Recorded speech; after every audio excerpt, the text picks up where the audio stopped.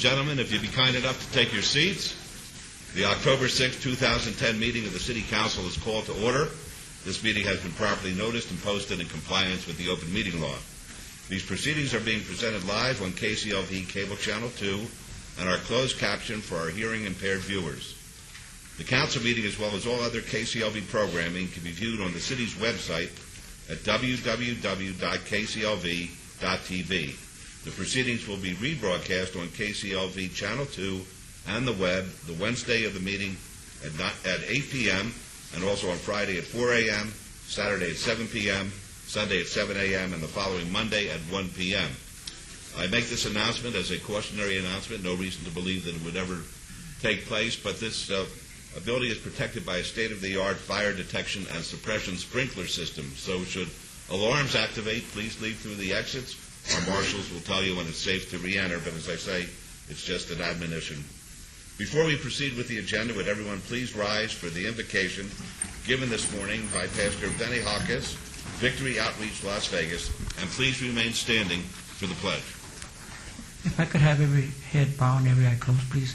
Heavenly Father, we come before you this beautiful morning, God, and we just ask, God, your blessing upon, Lord, this day as well, God, as a meeting here as it progresses today, Lord. I pray that you would give, my God, everyone, God, the mayor, God, pro tem, Lord, mayor, everybody, Lord, that is here in the council, wisdom, God, discernment, that they would be able to make the right decisions, Lord.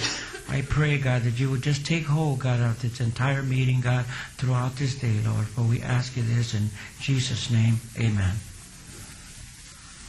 I pledge allegiance to the flag of the United States of America and to the republic for which it stands, one nation, under God, indivisible, with liberty and justice for all.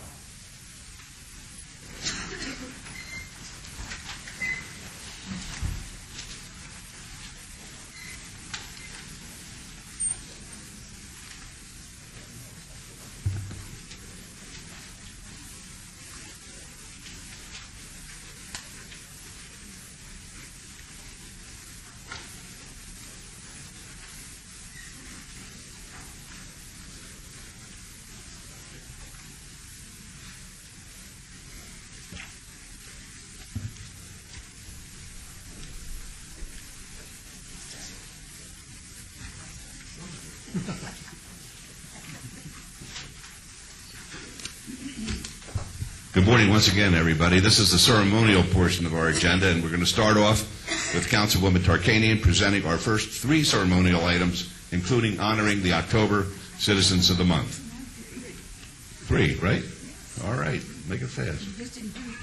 Boy, make it fast. Do we have the volunteers from the Neon Museum here? Could you come up here and stand up here while I speak, please? And is Mr. Marion here also? There. Oh, yeah, I couldn't see you. Okay. I wanted them to stand here so you could see this fine group of individuals. As I give you a little bit of a background, the Neon Museum was established as a nonprofit organization in 1996 to collect and exhibit neon signs, the classic Las Vegas art form. And dedicated individuals from the private sector, government entities have worked tirelessly to promote the preservation of these national treasures. And I know because I was around at that time and there wasn't much encouragement and there wasn't much support, but they kept at it and they came to make some great contributions to our Neon Museum. The mission is to collect, preserve, study, and exhibit neon signs and assorted artifacts to inspire educational and cultural enrichment for diverse members of our international community. And it's amazing how nationally people are recognizing the art form of our neon signs and mentioning it in some of the national publications. Each of the more than 150 signs in the collection can be used to tell a unique story about who created it, what inspired it, where and when it was made, and how it fits into the development of Las Vegas and its rich history. Changes in trends in design and technology are also illustrated in the pieces that range from the 1930s Were you born by that time here? Okay, and the Neon Museum is currently restoring I had to do that because he was mean to me this morning before the meeting. The Neon Museum is currently restoring the historic La Concha Motel lobby for use as its visitor center so that the museum can offer expanded public hours. And the La Concha, a sweeping, iconic structure, was designed by famed African-American architect Paul Revere Williams. The building is on the City of Las Vegas Historic Register. I have been fortunate to have served for many years on the Neon Museum Board, and I'm very aware of the many, many hours of hard work which each of the volunteers have put into the project. And today we are honoring those volunteers. The museum relies significantly on their efforts to meet the needs of the more than 1,000 monthly visitors they have now. And first we recognize Mr. Bill Marion, who's chairman of the Board of Trustees and one of the foremost volunteers of the group. Bill, would you come up here? Volunteers provide a range of much-needed assistance. What they do is general office support. They assist on photo shoots and on special event crowd control. They help out whenever the help is needed. But the most significant contribution is as tour docents. At least once a week, the volunteers of the Neon Museum devote hours to providing guided tours of the museum boneyard. And the tours are a combination of sign design history, Las Vegas cultural history, and personal oral history. With passion and dedication, these tours provided by these volunteers provide museum visitors and tourists and locals alike with a unique and personal glimpse into one of America's greatest cities in the world and its most celebrated art form, the Neon Museum. And I am going to turn it over to you, Bill, so you can say a few words, and then we will give out the recognition to the volunteers. Thank you, Councilwoman. Thank you, Mayor. Thank you, City Council. I'm really pleased that you are honoring the volunteers today. The great thing about these guys, when they do tours, and it's the wonderful thing about the Neon Boneyard, every sign has a story for everybody. It may be when you visited here as a kid, you saw that sign, or it may be that you grew up here and you ate dinner at the Silver Slipper Buffet. But all of those signs have stories. Each one of these people has a different interpretation of each of those signs as well. So you hear very different stories anytime you take a tour with a different guide. And it's not that one is right and one is wrong. It's that these signs have multiple stories in them. We couldn't do this work without you. Right now the museum is under construction, as Councilwoman Tarkanian said, so the only way to visit it is through guided tours. But when we're open, and I am certain we're going to be open by this time next year as a full-fledged operating museum, it's going to be a great day for Las Vegas. So to our volunteers, we couldn't do it without you. Thank you very much.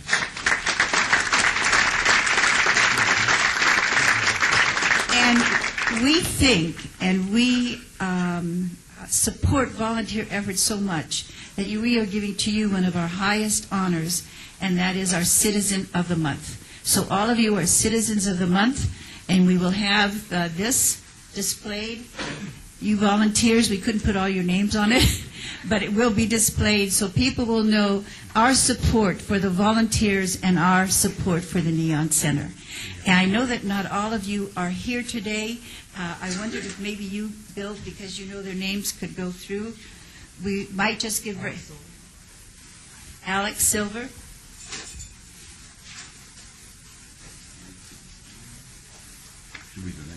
Oh, Amy Raymer. April Mastroluca. Assemblywoman April Mastroluca. Good for you, April. Brett Mazel. Catherine Borg is not here today. Yvonne Wilkins is not here today. Jennifer Clevin is not here today, but we appreciate them anyway. Yeah, and we recognize them by saying their names because they have done all of the work. And many times people are at work or in classes, they can't come. Justin Favell is actually working at the Boneyard right now. Kat Valentine is not here today. Misty Yang is not here today. We have a lot of volunteers. We could use more. Mitchell Cohen. Nancy Hardy is not here. Paul Woodsell.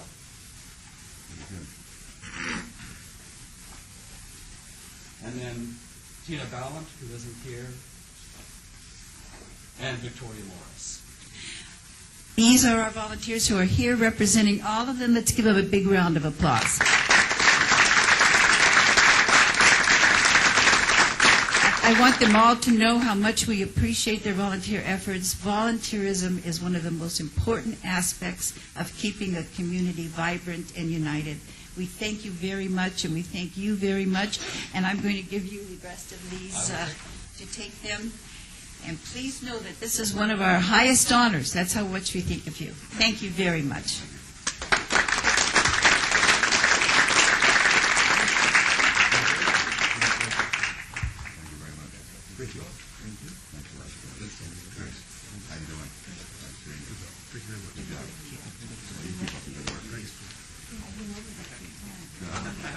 Steve, how you doing? That's a great day, so you didn't even know where you were going. Yeah. Hey, Mitch, all right, man. All right. Now let's turn to the next item. October is noted as Disability Employment Awareness Month, and we have Melissa here today that we wanted to honor. Melissa Abundo, is she here? She's not here. Well, you know what? We'll wait and see. Maybe she'll be here by the end of this, and we'll see. Then I guess I can turn to the other honor I get to bestow today, or the recognition I'm able to make, and I'm happy to honor again National Fire Prevention Week. The history of National Fire Prevention Week has its roots from the Great Chicago Fire, which occurred on October 9, 1871, and that date has remained in the minds of firefighters throughout the history of our country.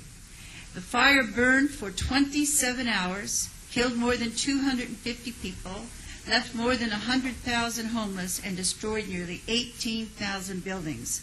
Although the exact cause of the fire has never been determined, they do have one popular legend that blames the cow of Mrs. Catherine O'Leary for the blaze after it kicked over a lantern and started a barn on fire.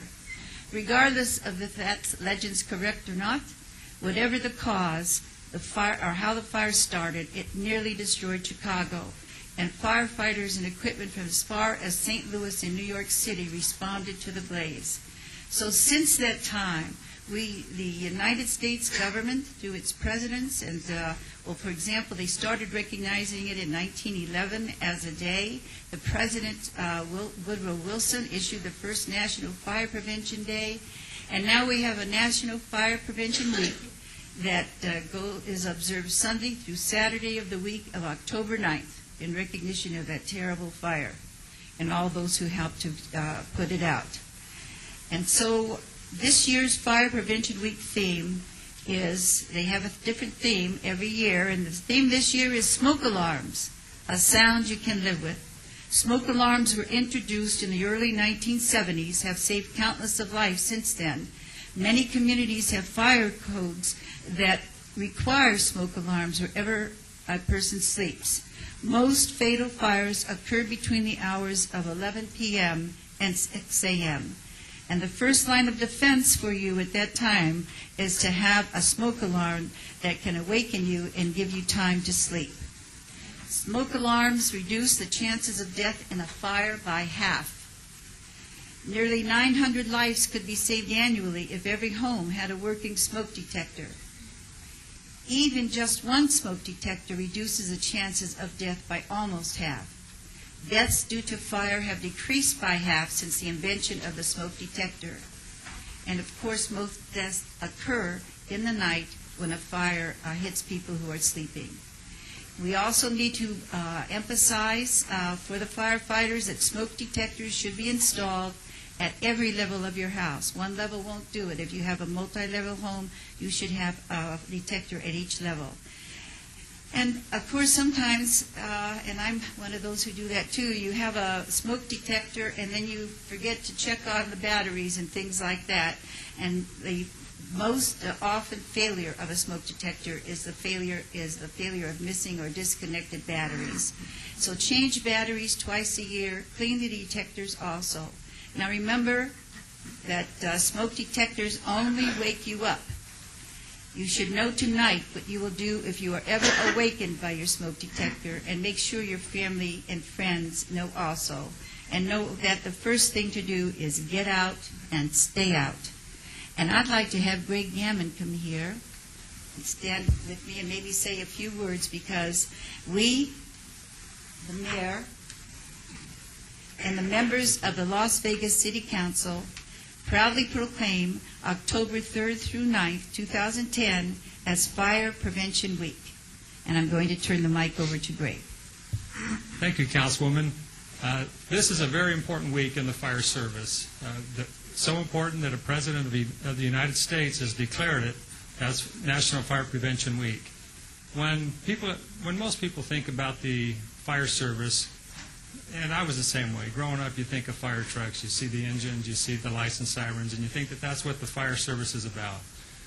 Well, the mission of the United States Fire Administration is fire prevention. That's our number one goal, is to prevent the fires. What most people see is the result of something gone wrong, or fire prevention measures that weren't followed, or an accidental fire. And then they see the lights and the sirens and the fancy trucks. But that's not what the fire service is about. That's a big part of what we do, but our mission is to prevent fires. And we can't do that alone. All we can do is help educate.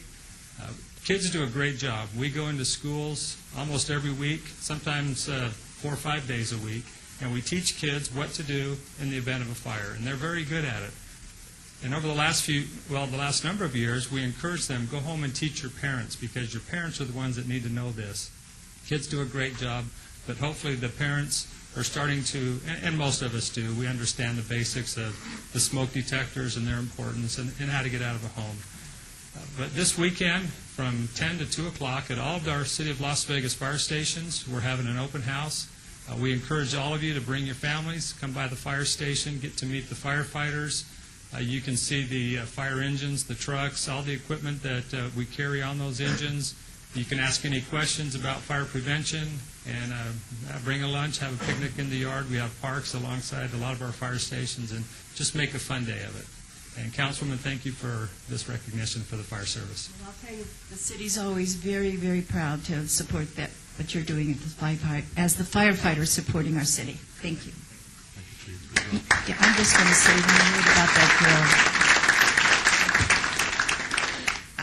Melissa isn't here yet, so I just want to say that October is noted as Disability Employment Awareness Month, charging each of us to be more aware of the necessity to provide opportunities for those who have special needs.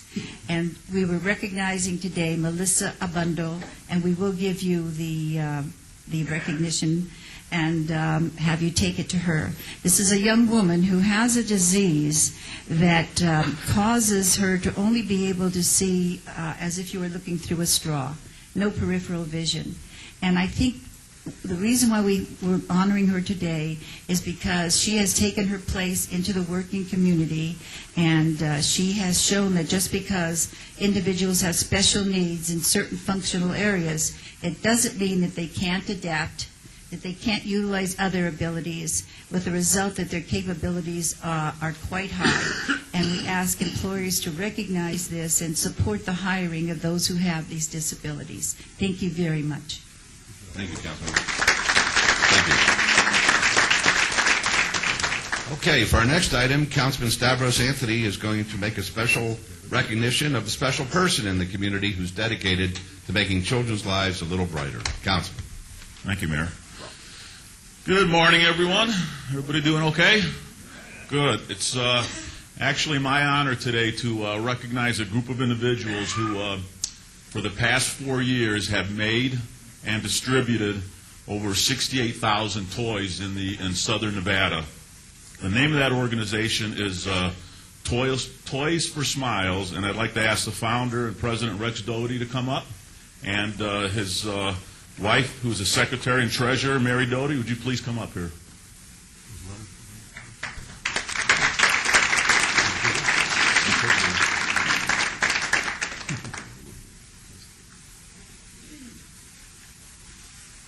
Toys for Smiles began 4 years ago with a conversation of a couple of individuals at Faith Lutheran Church here in Las Vegas.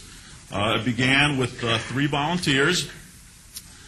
Since then, they've grown to 50 volunteers, and what they do is they collect scrap wood, they put it in their garages, and they have machines in their garages that make toys just like this, which is some outstanding craftsmanship, and then they distribute it to kids in the valley to make them smile a little bit more. They have distributed over 5,000 toys to Nellis Air Force Base, 7,000 toys to Catholic Charities, and over 15,000 toys to the Clark County School District. Toys for Smiles was recently awarded the 2010 Jefferson Award for Nevada, which is a prestigious award that recognizes individuals throughout the country who perform public service. And today, it's kind of a great day today for Rex and Mary because they're getting ready to go into the next phase of Toys for Smiles. They may be moving on to just garages to something else, and I'm going to have Rex explain that to everyone. Thank you, Councilman. Yeah, it's been quite a ride, and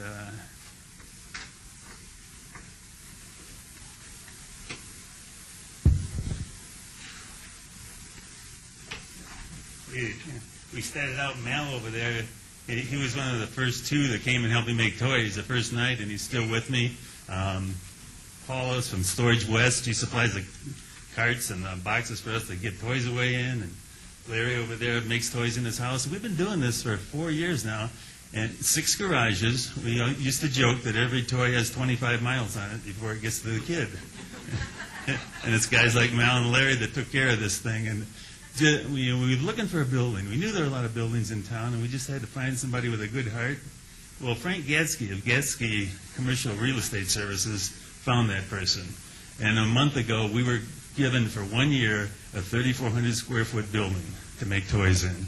And not only, give them a hand. Not only does that allow us to make more toys, but it allows us to have people like you come down and help us make these toys. We want children involved with them. We coat them with mineral oil. We want to get youth groups and so forth involved. And we've got over 70 clients right now. And one of the special ones that goes right along with your operation there, once a month we go to the Blind Center in Nevada, and they put mineral oil on toys and they say they give them away to needy kids. And it's just a special operation. And what we do, we need wood. We make them out of scrap wood. So if you know anybody who has scrap wood, has a lumber business or anything, please let them contact us. Equipment, we can always use equipment. And now that we got our building, we got to pay utility bills and insurance and this and that, which we never had to do before, so we could also use some help in that area. How many of you got a toy in here this morning? And the business card? Okay, on the way out, I want to ask any of you that didn't have a toy, take one and find a needy child to give it to. There's not a greater joy in the world. If nothing else, put it in your glove box. And wait till you see some kid having a bad day, give it to him and just walk away. It'll break your heart. It's just a joy. And the other thing, on the back of the business card, it has some instructions. The Shriners have allowed us to hook up with them this year for the Justin Timberlake Shriner PGA Golf Tournament at the end of the month. They've given us a website, and a one-day visitor pass is $15. If anybody goes on that website and uses my name, Rex, R-E-X, as a promotion code, half of that funds go back to Toys for Smiles. And we greatly need it. So if you're going to the golf tournament, know anybody going to the golf tournament, let them know about this. Pick up a card on the way out. And don't forget the kids, because they go to see Justin Timberlake. So that's what we're working on. I say with this new facility and everything, I just wanted to thank these guys and mainly thank the Lord for what He's done for me. And Mary. Thank you all. Thanks, Rex. That was great. And if I could just reiterate, there is a table outside. Take one of the toys, and if there's any way you can help Toys for Smiles, please do whatever you can. This is a great organization. And with that, it is my honor on behalf of the Mayor and the City Council to proclaim October 6, 2010 as Toys for Smiles Day in the City of Las Vegas. There you go. Thank you so much.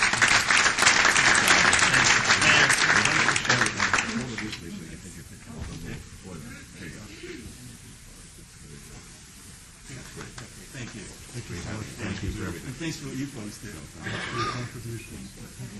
Very nice. Thank you. Thanks to the firemen, too.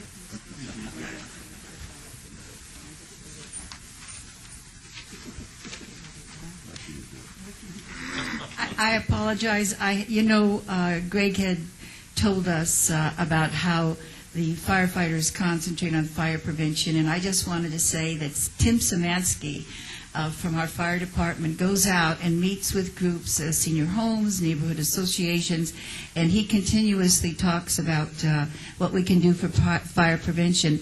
And he is able to get for us these fire extinguishers that you can use just keep in your home and have it there quickly to get a fire out quick in just a short time and stop it from spreading. I wanted to tell you they don't cost very much. I personally am getting some for my seniors for them to use, and I hope that others might consider it also. A good thing to have around. I had some apples the other day that were in that plastic thing, where you keep each of the apples in a little separate area, and it touched a fire. It touched my stove, and all of a sudden I had the plastic flaming all over. If I had had this, I could have squished it out fast, and I just wanted to mention I can afford a squish here and there. Okay, thank you. Okay. For our final item, I'd like to invite Planning and Development Director Margot Wheeler to join us at the podium.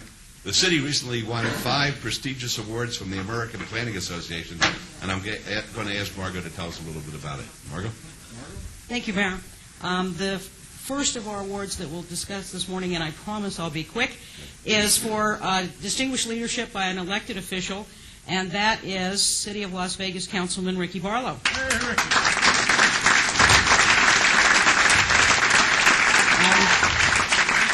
Councilman Barlow has been active in planning activities prior to becoming a councilman, but particularly when the 2008 National Conference was here. The one-day workshop was held on West Las Vegas, and he led that effort and has continued to work to implement the plans and ideas that came forward at that time to the betterment of the community, and he was recognized for that. I'm going to run through them quickly and then have you do some comment. Okay? Okay. And then for appointed, our Citizen Planner of the Year was City of Las Vegas Planning Commissioner Steve Evans. Commissioner Evans has been on the Planning Commission as the appointee of the Mayor Pro Tem. He has also served on the Neon Museum Board and has been active in all of the community efforts within the downtown area. The Professional Planner of the Year was Flynn Fagg, the Acting Deputy Director of Planning and Development. Mr. Fagg also organized this year's conference, and the best part was while he was the coordinator for everything involved in the conference, he had no idea he had been nominated and was completely surprised when the award was announced. We also won, as the Planning Department, 2 awards. One was for the plan for the Neon Museum and Boneyard Park, begun in 2004, when we applied for funds for urban trails, not just trails for horses and green parks that we think of in the Northwest, but the trails that link all of our wonderful landmarks within the downtown and lead to the Neon Boneyard and the park that is being created there right now. And then lastly, our Walkable Communities Community Outreach Plan, where we are out in all of the neighborhoods and the communities creating downtown cores for the different types of neighborhoods we have throughout the city, because not everybody wants to live just in a high-rise downtown or in a rural area such as we have in the Northwest, but in great neighborhoods like Summerlin and West Las Vegas and in the Meadows areas. So we were lucky and fortunate enough to have received these awards this year, and I very much appreciate the council and the manager's office allowing us to celebrate that this morning. Mr. Barlow? Well, I really had nothing to say, Margot, but thank you so very much for the opportunity. Ladies and gentlemen, this is a great honor that was bestowed upon me. However, I would like to accept this award on behalf of the many elected officials and my colleagues who support the development and redevelopment taking place in and around the Las Vegas community. I was born and raised here, and as I share with people all the time, my seed was planted here, and what you see standing before you is the fruit of that seed. And I truly believe in giving back to the community because my mother and father taught me that at a very early age, that it's about giving back. And that's what I do every single day, give back to the community to make it a better place for our young people. I want to make sure that the position that I leave is is set up in a framework that someone can step right in and go right to work and continue to improve and build upon this great city and the great legacies that are left behind. These men and women that are standing around me here today. And of course, each and every one of you here today that gives back on a daily basis, that it's really about building a community and making sure that we do all that we can before we leave this earth to make it a better place for everyone and for generations to come. So congratulations to those of you that have received awards, and I would like to accept this award not only on behalf of myself, but on behalf of all elected officials that continue to put their life on the line for the betterment of this community every single day. Thank you so very much.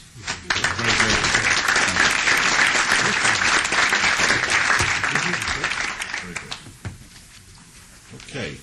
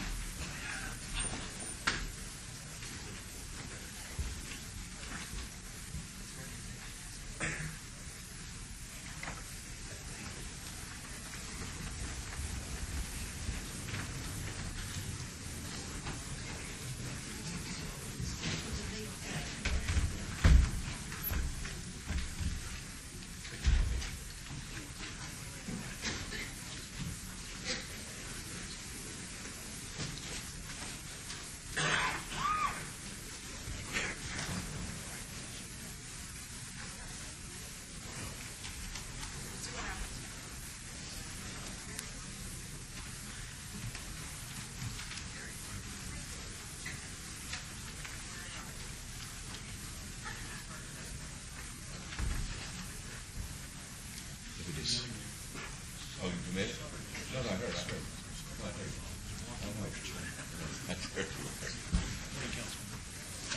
Yeah, they told me that.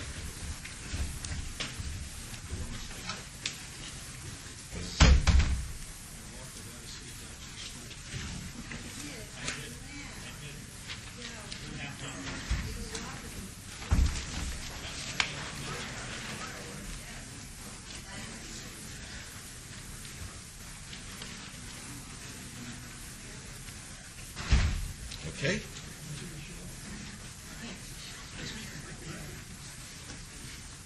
Okay. All right, we'll call item number 10. Any items from the morning session that the council, staff, and/or the applicant wish to be stricken or held in abeyance to a future meeting may be brought forward and acted upon at this time. Mayor Pro Tem. Thank you, Your Honor. We have item number 46. There's an interlocal agreement between the cities of Las Vegas, North Las Vegas, Henderson, and Clark County for emergency driver training. Staff asked to strike. And item number 60 is a report of possible action regarding status of community recycling. Staff would like that to be held in abeyance until our next meeting on October the 20th, 2010. Are there any other items, council members? Seeing none, Your Honor, I make a motion to bring these two items forward and take the appropriate action, please. Okay.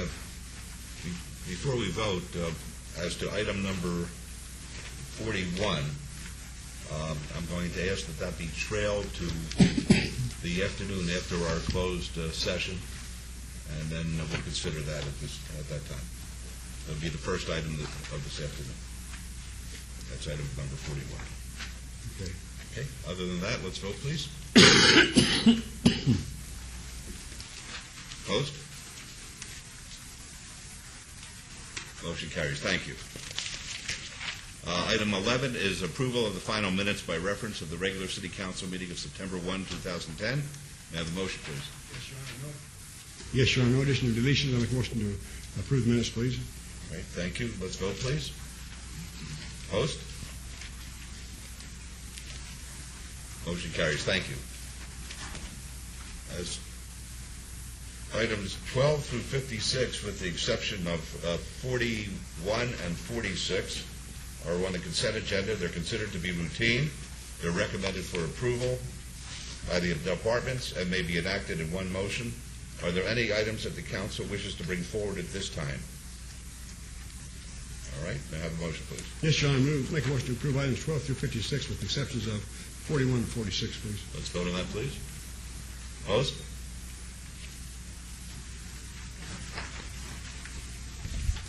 Motion carries. Thank you. Item 57 is a report. Yes.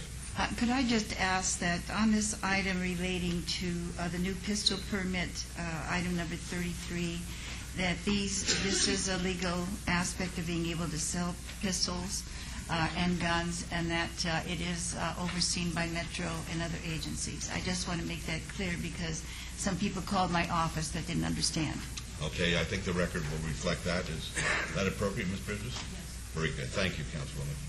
Item 57 is a report from Ed Farmer, General Manager of Big League Dreams, regarding an update and overview of operations and activities of Big League Dreams, located on the southwest corner of Pecos Road and Washington Avenue, and this, of course, is in Ward 3. Ms. Dashman. Good morning, Mayor, members of the Council. Billy Bastian, Department Director for Leisure Services. Joining me at the podium today is Ed Farmer. He is the General Manager for the Big League Dream Sports attraction that is located within our Freedom Park on the most east side, which is the Pecos, Washington side. Ed is going to give you a brief overview of the programs and activities that are occurring in the park and describe the amenities for you. Thank you, Billy. Farmer. Mayor, City Council, staff members, again, my name is Ed Farmer. I'm the General Manager of Big League Dreams Sports Park, which is located on Washington and Pecos, right around the corner from the most famous barbershop in Las Vegas. Well, the oldest barbershop in Las Vegas. That too. And the oldest barber in Las Vegas, for that matter. I would never as say long that. as we're talking about age this morning, Councilwoman. I'm sorry, sir, he couldn't be here today, though.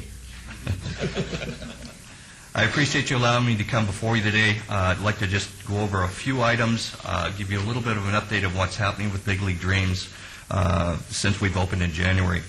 Since our opening, we've had over 140,000 spectators and players in tournament and league play come through the facility.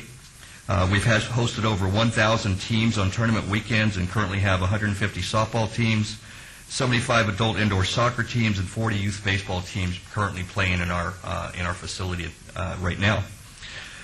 Big League Dreams Las Vegas is quickly becoming known as the tournament play for outside teams to come into the Valley and utilize the Big League Dreams facility as a hub for tournament play. We currently have more than 75 employees currently employed by Big League Dreams, which certainly helps our economy in today's situation that we're all in. We're attempting to become an integral part of the community and have worked hard with such organizations so far as After School All-Stars.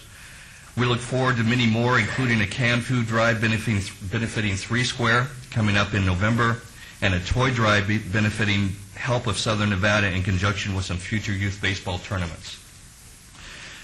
We made the facility available to youth baseball and softball teams free of charge during our first few months of play. We've hosted some very prestigious tournaments, including Youth Baseball World Series, and have some additional large tournaments coming up, including the Advertising World Series and the Police World Series, which bring a tremendous amount of visitors to Las Vegas. Mayor Pro Tem Gary Reese is going to be the honorary first pitch thrower in the Police World Series. So he says he's warming up right now. Luckily, it's slow pitch, so we're okay, I hope. I would be remiss if I did not take just a moment to thank Lonnie Zimmerman from Leisure Services. Lonnie's been an integral part of our transition and been very, very helpful to us getting used to exactly what's expected of Big League Dreams. We meet on a regular basis, and his entire staff has been just a tremendous help to us at Big League Dreams. I appreciate the mayor and council for their foresight to make the Freedom Park area one of the nicest parks in the nation. We've had just tremendous amount of compliments from our outside visitors that have come to the park for the first time since they've seen it before the renovation, and we really get a tremendous amount of comments about how great the facility is and how much better that it is now that all of the renovations have been done, not just Big League Dreams, but the entire park area. I'd also like to thank Mayor Pro Tem Gary Reese for his hands-on support, both to me and our staff, and I appreciate all of the comments that he gives us, and I try to keep him updated on a regular basis, seeing how we are in his ward. So thank you, Mayor Pro Tem. One of our biggest allies has been Mr. Tom Funstein. Some of you may know him. He is the USSSA State Director for Slow Pitch Softball. He was going to give a brief presentation today. His daughters actually have a grandbaby, a grandchild right now, so he was unable to make it, so hopefully congratulations to him. One of the things that he was going to talk about is how he has basically moved his entire tournament program over from a neighboring community and is running 100% of his tournament play at Big League Dreams. And one of the things also that he wanted to make sure that you were aware, up until Big League Dreams was built, he had no interest in bringing some of the larger style world tournaments to Las Vegas because of the amenities that were there. And now that Big League Dreams has been built and you've made this tremendous renovation in the Freedom Park area, we are actively pursuing and expect to have some very more prestigious tournaments in the upcoming years. So again, just a brief overview of what's going on. I appreciate your time. If you have any questions, be happy to take them at this time. We appreciate your presentation here. Are there any comments or questions? Yes, I was liking to touch a little bit on the restaurants we have down there, as well as the indoor soccer facility we have, and the other uses that we have for that. Briefly, what we have is we have 6 replica stadiums of Major League Baseball parks, shrunk down to about 3/4 scale size for both adult slow pitch softball, youth baseball, and girls fast pitch play. We have 2 full-service restaurants on site, 8-station batting cage, and an indoor soccer arena. The indoor soccer arena is becoming extremely popular, especially with our change of weather climate from very hot to very cold. It's really taken off and done a great job for us. We've also do a lot of company parties and picnics. We just hosted this past Saturday a 1,000-person company event, which was the Nevada State Bank picnic. So we've become very versatile, and it is becoming well known that we are there. It's a community-style event area, and we can do a lot of things there. So. Can I make a comment, Mayor? Certainly, Councilman Ross. Mayor Pro Tem, just as you know, I work with Mr. Funstein on a regular basis, and this facility has become so well known throughout the West Coast. I know you have other fields and other locations, but everybody wants to come to Vegas. So this is really a fabulous thing. Certainly Mayor Pro Tem's ward in the downtown area of the city of Las Vegas. So I'm so pleased with what you guys are doing there and bringing so many people into the city of Las Vegas and recognizing what a great place it is to come. So thank you. Thank you very much. Thank you. Any other comments or questions? Well, thanks for a great report. Thank you very much. Appreciate it. Mr. Mayor? Yes. We've already voted and approved, but there were some people who were interested in knowing a little bit about item 47, the insurance. Is there anybody from staff that could just take 2 or 3 minutes and explain it a little bit? Because there were several people that work for the city that were interested in that background. Is there anybody? If I could, Councilwoman, I talked with Mr. Vincent about this prior to the meeting, and I think the plan was to have the individuals who were here to speak on this or get some information on the show up during citizen participation, because their comments were not germane to the contract that was being let today. If you need more information on that, I know Mark's in the audience, but I think that we were prepared to address it during citizen participation this afternoon. It's your pleasure. Oh, so it's going to be covered this afternoon? Let me get an update from Mark. This is just information. Wait. I would make. We have to recall the item now, please. No, I'd make a motion to rescind this vote we had on item 47, and let's listen to it again. Okay, there's a motion to rescind. Let's vote, please.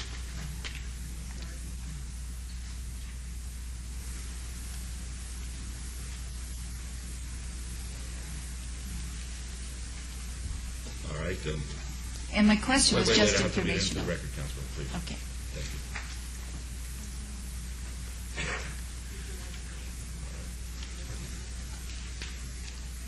All right, I'll read. All right. Motion carries. Item 47 is approval to contract with Standard Insurance for city's basic life /AD&D voluntary life and long-term disability plans for self-insurance internal service fund in the amount of $584,757. Mr. Vincent. Thank you, Your Honor. For the record, Mark Vincent, Chief Financial Officer for the City of Las Vegas. Just let me give you a little background on this agenda item.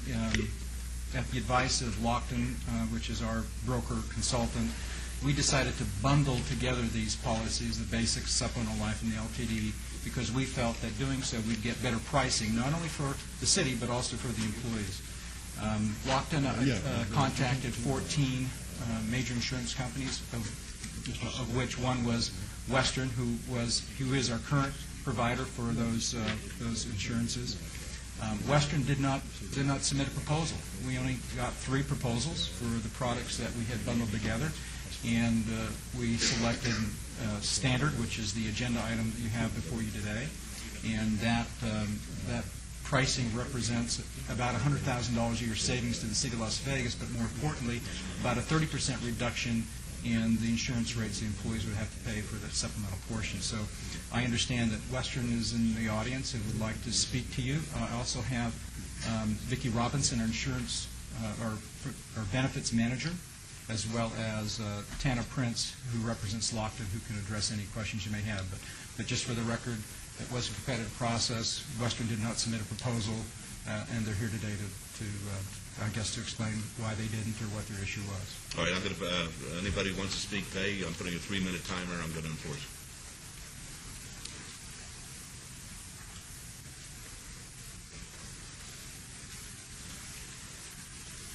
Good morning, Mayor and Council. Dean Fletcher, President of the Las Vegas Firefighters. The issues I wanted to be brought forward from myself for my members and other employees is there's mention in the background information that has impacts on other plans, and those comments made by the insurance broker I think were inappropriate, and we're paying the bill as the employees for some of those offers of insurance. So those comments are included in this background information for this item. So those are future things that are possibly going to be happening. So I think it is germane to mention that I disagree with those comments regarding our AFLAC ability. There's numerous employees that have that coverage, and stopping access to that, I know that probably isn't part of this motion, but it is mentioned in that background information that's on this item. So I wanted to bring that forward. Thank you. And also to the Western insurance specialist, it's been quite a number of years, more than 10 years, that we've had that access to that life insurance. So there are impacts when we start losing access to payroll deduction for AFLAC insurance. That's going to have an impact on a lot of employees. Thank you. Thank you. Anybody else like to be heard? Mayor, there is a representative of AFLAC in the audience. She probably wants to come up and speak, but again, as I said, I'll listen to anybody who wants to speak on this. I'm putting a 3-minute timer. I'm enforcing it. Thank you. Good morning, Mr. Mayor, council members. My name is Pat Johnson. Excuse me. My name is Pat Johnson. My partner, Amy Bechtel, and an AFLAC representative, Mr. Dan Heimier, in the audience.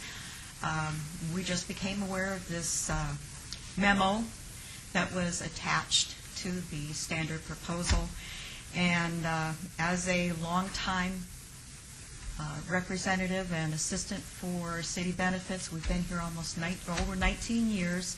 We've assisted the city with their enrollment and their voluntary plans all through this time. We're located within the city limits.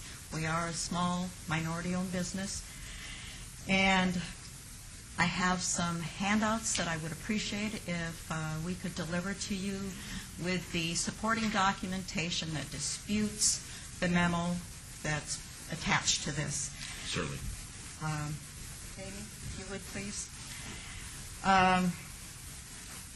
Some of the issues and concerns, the city has enjoyed what we call A rates with AFLAC. They're the lowest rates offered. Everybody's blended together. You get the same offer. Each employee gets the same rate as everybody else. You're not rated up on job description. Fills the gap until the city's long-term disability kicks in. And there are some employees, as Dean Fletcher mentioned, that are not covered by the city's long-term disability, so this is a very, very important benefit for them. All claims are monitored very closely, and we have never had a complaint or evidence of malingering, as is brought out in the memo. The memo is the second portion of that folder, and it is highlighted for you. There are nearly 1,200 city employees that currently own AFLAC policies, one or more of them. and they are the ones that will be impacted. I assume, I can only figure that's probably, about 50-60% of all employees here at the city. Good portion of the policies have been in place many years. They have great building benefit features, so they're accumulating in value. And the benefit and premiums from some of these older plans are irreplaceable. You can't find it anywhere else. It's very important. We've kept things as low and affordable for city employees as possible.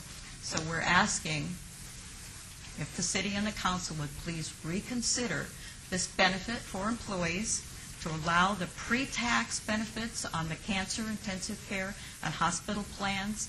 We discovered in 2009 that city employees saved over $45,000 by having these premiums deducted before their taxes are figured. That's through the Section 125 cafeteria plan. All right, thank you very much. And the record will reflect that the document which you presented to us will be made part of the record. All right, very good. Would anyone else like to be heard? Yes, Mayor. Mayor? Yes. Yes, I would like to speak. Council. Mark,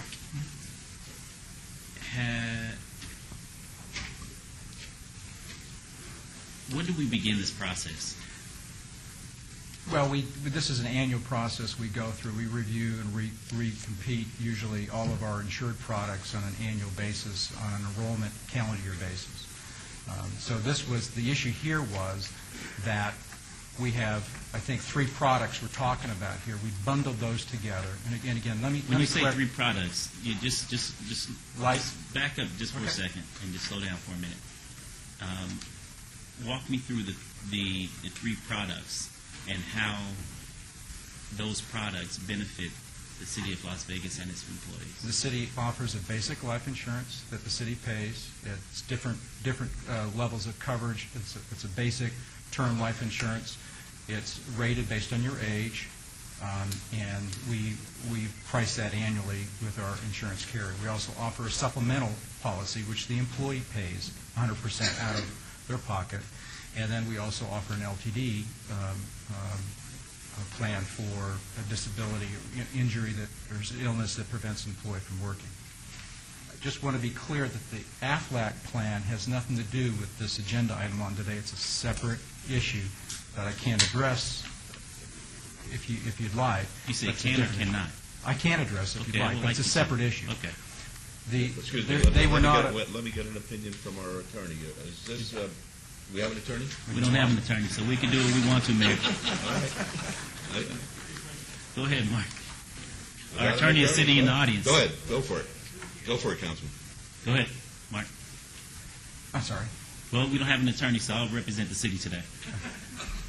I'm kidding. Just go ahead.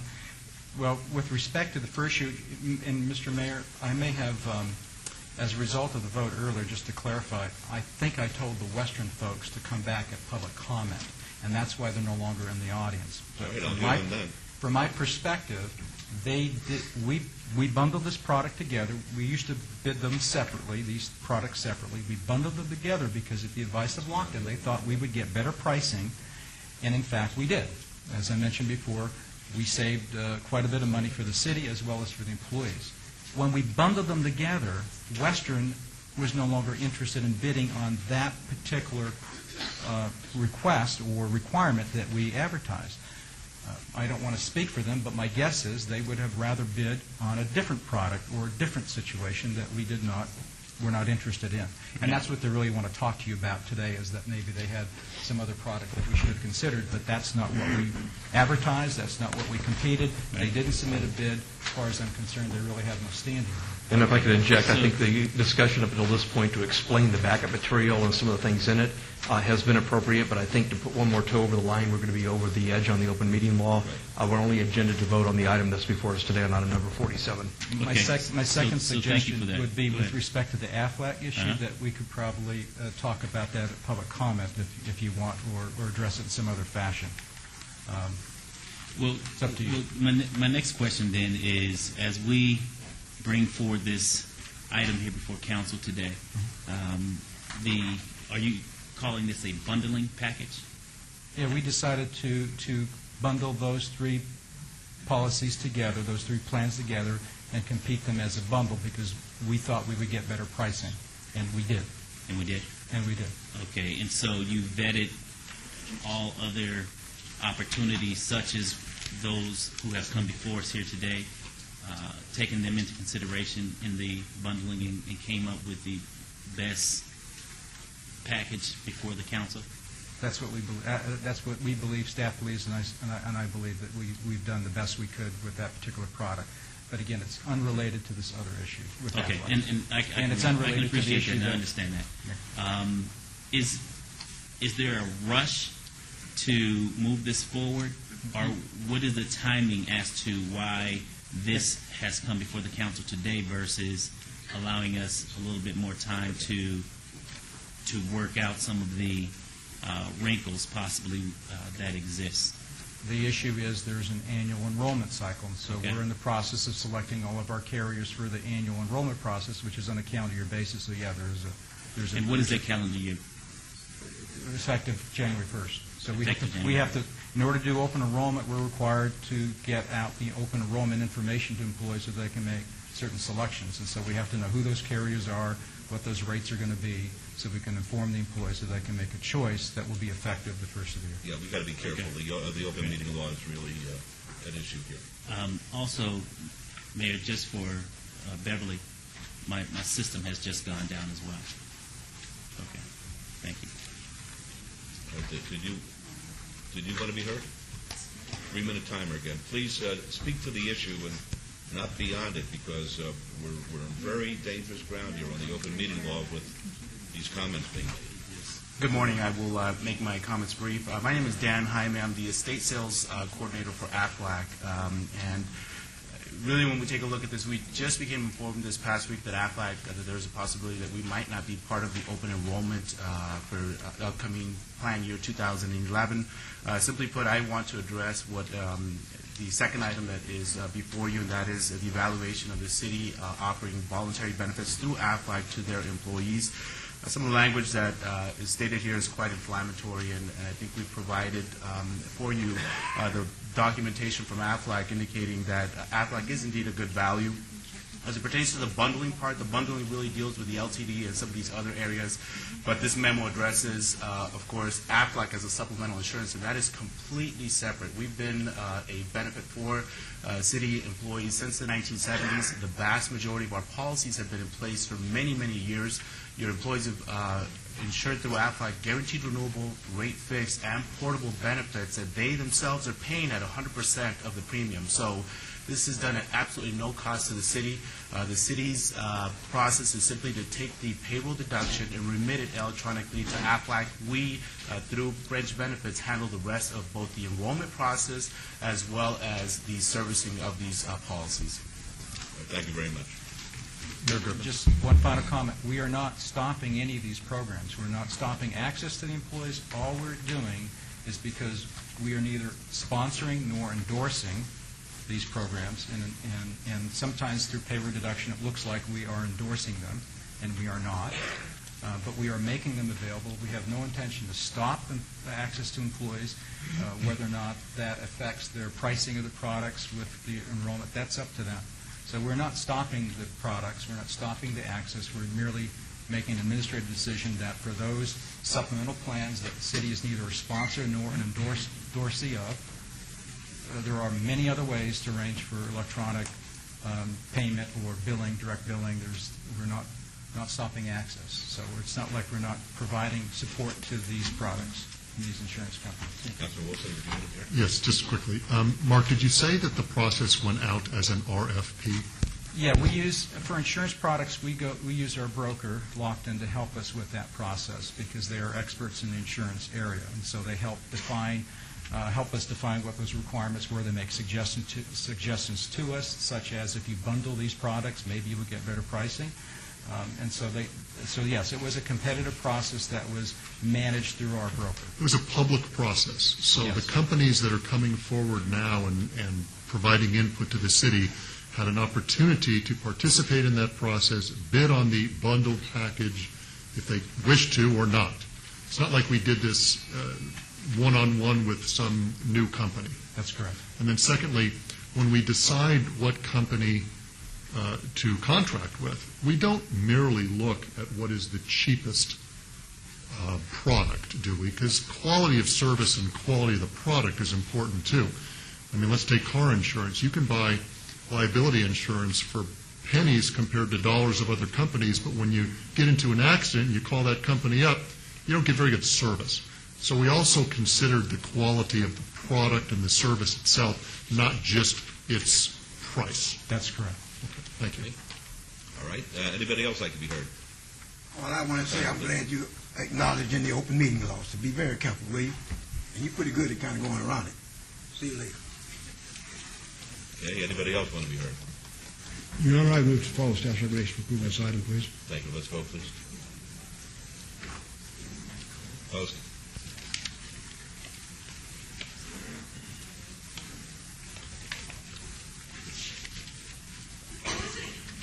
Motion carries. Thank you.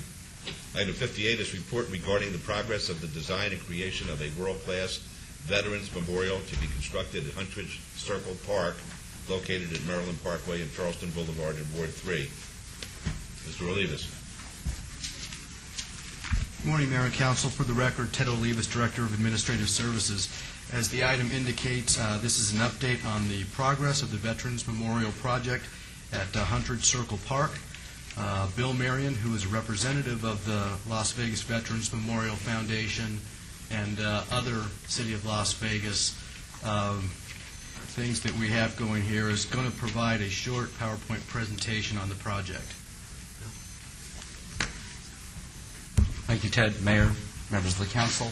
Standing with me are the founders of the Las Vegas Veterans Memorial, Mike Millett and Mick Catron.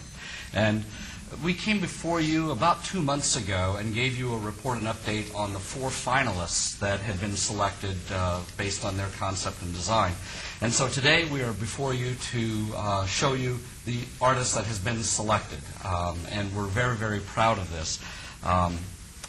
As you know, the memorial will be at Huntridge Circle Park. It's a salute to our countries and to our veterans. We had 4 finalists, and those 4 were from around the country. You saw their maquettes. And our finalists today, and this was approved by the selection committee and then submitted to the Las Vegas Arts Commission, and we thank them for all of their help in this process. And they then approved the selection unanimously. The selected artist is Dow Blumberg. Dow Blumberg from the USC Idlewild School of the Arts and Music has over 200 private and public commissions.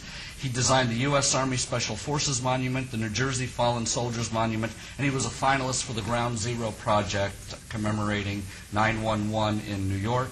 This is some examples of his previous work: The Evolution of Flight in Longmont, Colorado, the memorial to the Comair Flight 5191, which crashed in Lexington, Kentucky, and Music in the Air in Lebanon, Kentucky.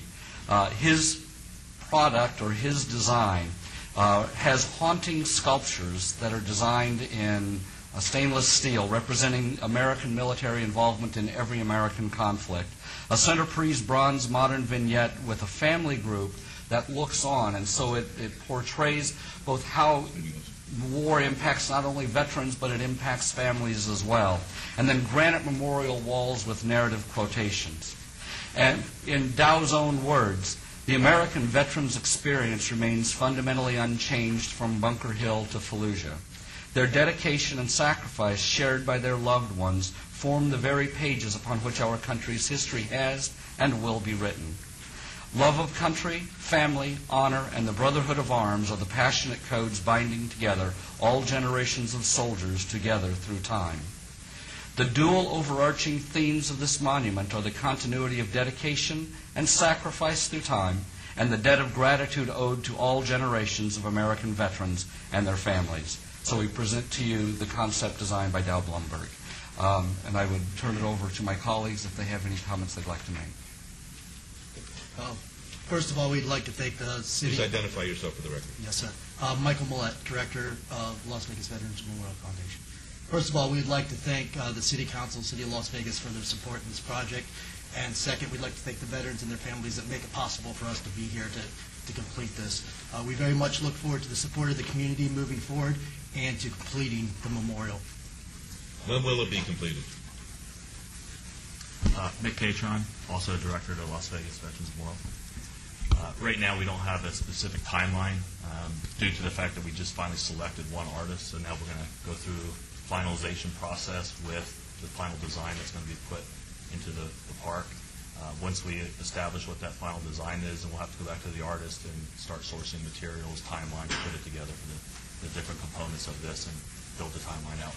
Well, I sure hope that I'm not going to be unrealistic and say that it's going to be completed by this Veterans Day, but certainly it's our expectation and our desire that this be up and running and have all the significance that's been imparted by way of Mr. Blumberg's expressions by Veterans Day next year. We hope so as well, Mayor. Really, I think we really have to shoot for that. Thank you. Councilor Rose. And Mayor, with those comments, and gentlemen, you thanked the veterans. You two are veterans as well, and I think we owe a debt of gratitude to you as well for serving this country. But if you don't mind me asking, how are you paying for this? How is this getting paid for? Because I think it's important that everybody understands that concept.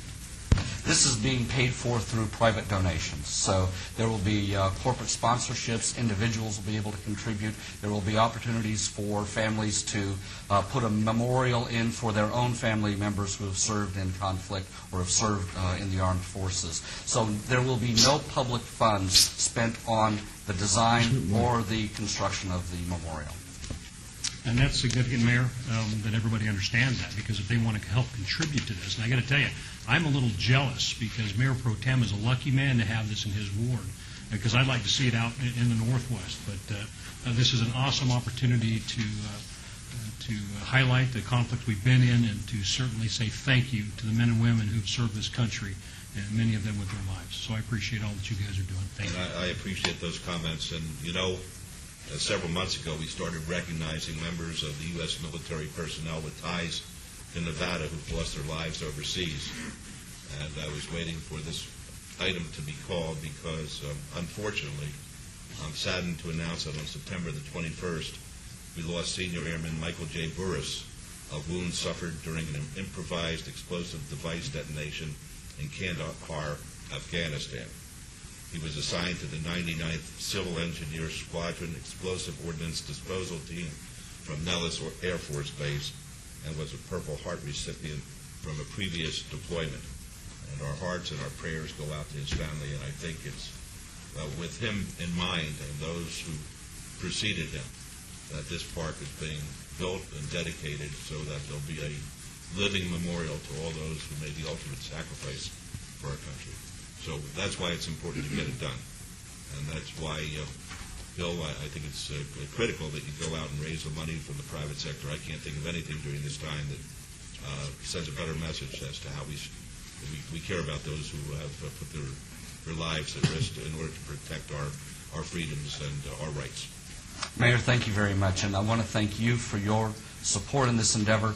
Mayor Pro Tem Reese, we could not have gone this far without all of the help that you've given us, and to the rest of the council as well. It's been a real joy working with you as we move forward with this project. Thank you. All right, thank everybody. Mr. Yes. Mayor, if I could. Sure. Mr. Marion, I really appreciate those kind words, but I got to tell you, we got two guys right here, and yourself. The amount of time you spent even getting to where we're at today, to me, is just awesome.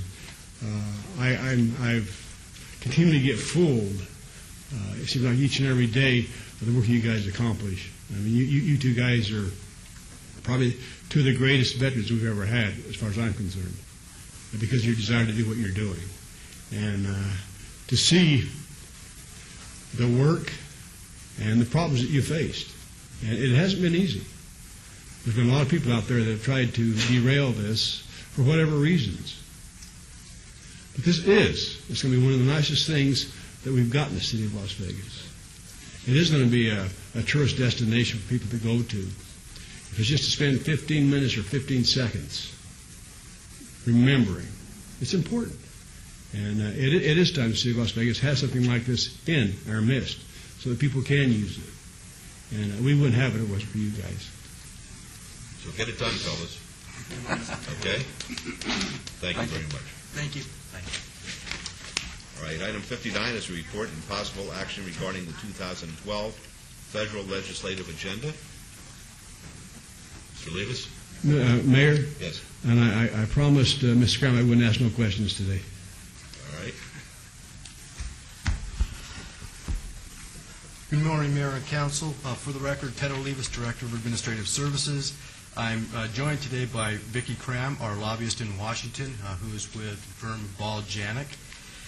We are here to talk to you today about the development of our federal plan for next year, and also to provide a brief update on what's going on in Washington. As you know, each year we seek the input from the mayor and council, from the city manager's office, and each director in putting together our federal plan. This is the federal plan that we send out each year. What we do is we talk to each of you to identify potential appropriations requests and to identify any changes that may be required of the plan. We want to make sure that we're hitting the most current events. The plan, as you know, includes our appropriation priorities, legislative issues, a section on public lands and our priorities thereof, and other legislative topics of interest to the city. This document, as you know, is used by me and my staff and Vicki in our lobbying efforts on behalf of the city in Washington. We will be bringing the 2011 plan back either in late December or early January for your approval for next year. And so we'll be incorporating all that we receive from the departments. And I, of course, will keep you updated between now and then on the progress of the plan. With that, I'll turn it over to Vicki for a short update. Ms. Cram? Good morning. I'm Vicki Cram, Director of Government Relations with Ball Janik, LLP, and it's a pleasure to be here this morning. As you know, I work, and as Ted mentioned, I work for you and for the citizens of Las Vegas in Washington, D.C. As such, I work with you, the Mayor Pro Tem, and the City Council, and your excellent city staff to develop a federal agenda every year, as Ted just showed you. And it's tailored as advocacy to meet the needs of the city and to be meshed with the direction that the administration and Congress is going to be taking in the coming year. It's our blueprint for the year. On a day-to-day basis, I work with our congressional delegation, their staff, congressional committees, and those in key administration positions on a variety of topics that affect the city. For example, I fill out the paperwork for our congressionally directed spending in the appropriations process and our surface transportation authorization requests. I draft letters of support for issues like D-Block public safety communications legislation, or register our suggested changes to floor amendments concerning the False Claims Act, or keep the delegation informed of our timely and complete obligation of our neighborhood stabilization funds. This congressional session has been a time of contradictions and controversies in Congress. There was passage of large, complex legislation such as the Recovery Bill, health care, financial services reform, cash for clunkers, credit card holder Bill of Rights, and right before Congress adjourned, the Small Business Jobs Act. But left undone were bread and butter issues like passage of the 12 appropriations bills, energy reform, transportation authorization, and federal aviation authorization. Over the past year, the city has been engaged in a number of issues. One is our congressionally directed spending. The city had 7 requests that we submitted to the delegation early in the year. The appropriations process is not yet complete. We're operating on a continuing resolution until December 3rd. So this is a little bit of a snapshot in time, yet to be decided, yet to be determined what the final outcome is. But the city has secured $2.25 million in congressionally directed spending that comes directly to the city of Las Vegas. $500,000 for Sustainable Neighborhood Pilot Program, $750,000 for bus turnouts, and $1 million for senior housing. Plus, in addition, we reprogrammed, which had to occur legislatively, $1.36 million from previous year's fundings that, for a variety of reasons, could not be spent and otherwise would have been lost, for a total of $3.5 million that come directly to the city of Las Vegas. The congressional delegation was supportive of these funding needs, and Senator Reid in particular was key in securing some of these funds. We've been working closely also on the public lands issue with our local partners, the delegation, congressional delegation, on the potential for monument legislation in the Upper Wash. We've also been working closely with the Bureau of Land Management to provide input on the supplemental environmental impact statement and the conservation transfer area.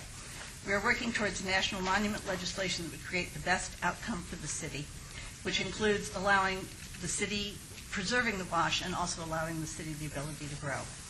In the coming year, we will continue to work on issues of interest to the city, such as the surface transportation bill, our Katrina-like foreclosure crisis, job creation, and economic development.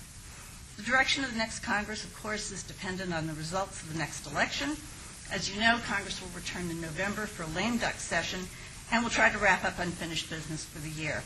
What can't be dealt with in the lame duck session might get punted into the next Congress, for example, the appropriations bills. I will appear before you again with the new legislative agenda in a couple of months. The election results will have been integrated into our approach and our agenda, and we will be poised to continue working aggressively on your behalf in the coming year with our hardworking congressional delegation.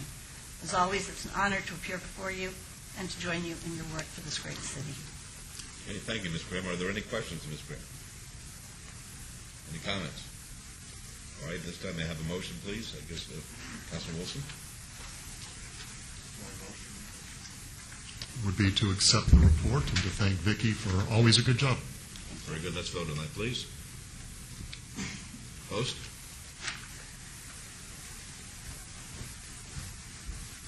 Motion carries. It should be noted that we're not sitting up here like a bunch of potted plants. We have been briefed and been rebriefed and have met with Ms. Graham. I met with her back in Washington, D.C. about 10 days ago, and she was up at the office either yesterday or the day before, and certainly going over all of the items that she was talking about today with a broad brush and very explicit detail. So I don't want the reflection of our not questioning her to be anything other than what it is. Okay, we'll have item 61, which is discussion and possible action regarding the ratification of John Michael Myers as Director of Fire and Rescue. Chief Myers, why don't you come up here? Ms. Fretwell? Thank you, Mayor and members of the council. A few weeks ago, we found out that Chief Gammon had decided to retire and leave the city service. He had an extraordinarily exciting opportunity to join the Community College of Southern Nevada to lead up their emergency services department and suite of classes that are provided through that. And it just was a fantastic opportunity for Greg. Simultaneously created a big hole for the city of Las Vegas in one of our most critical service areas. So we will miss Greg greatly, but it's my honor and pleasure to request your support for the ratification of Mike Myers as the new chief of Las Vegas Fire and Rescue. As many of you know, Mike has been an employee of the Fire and Rescue Department since 1986, and he's held various positions along the way, ranging from firefighter up to most recently deputy chief over medical services. He also acted as the interim fire chief when we went through the last chief search process about 3 years ago for close to 4 months.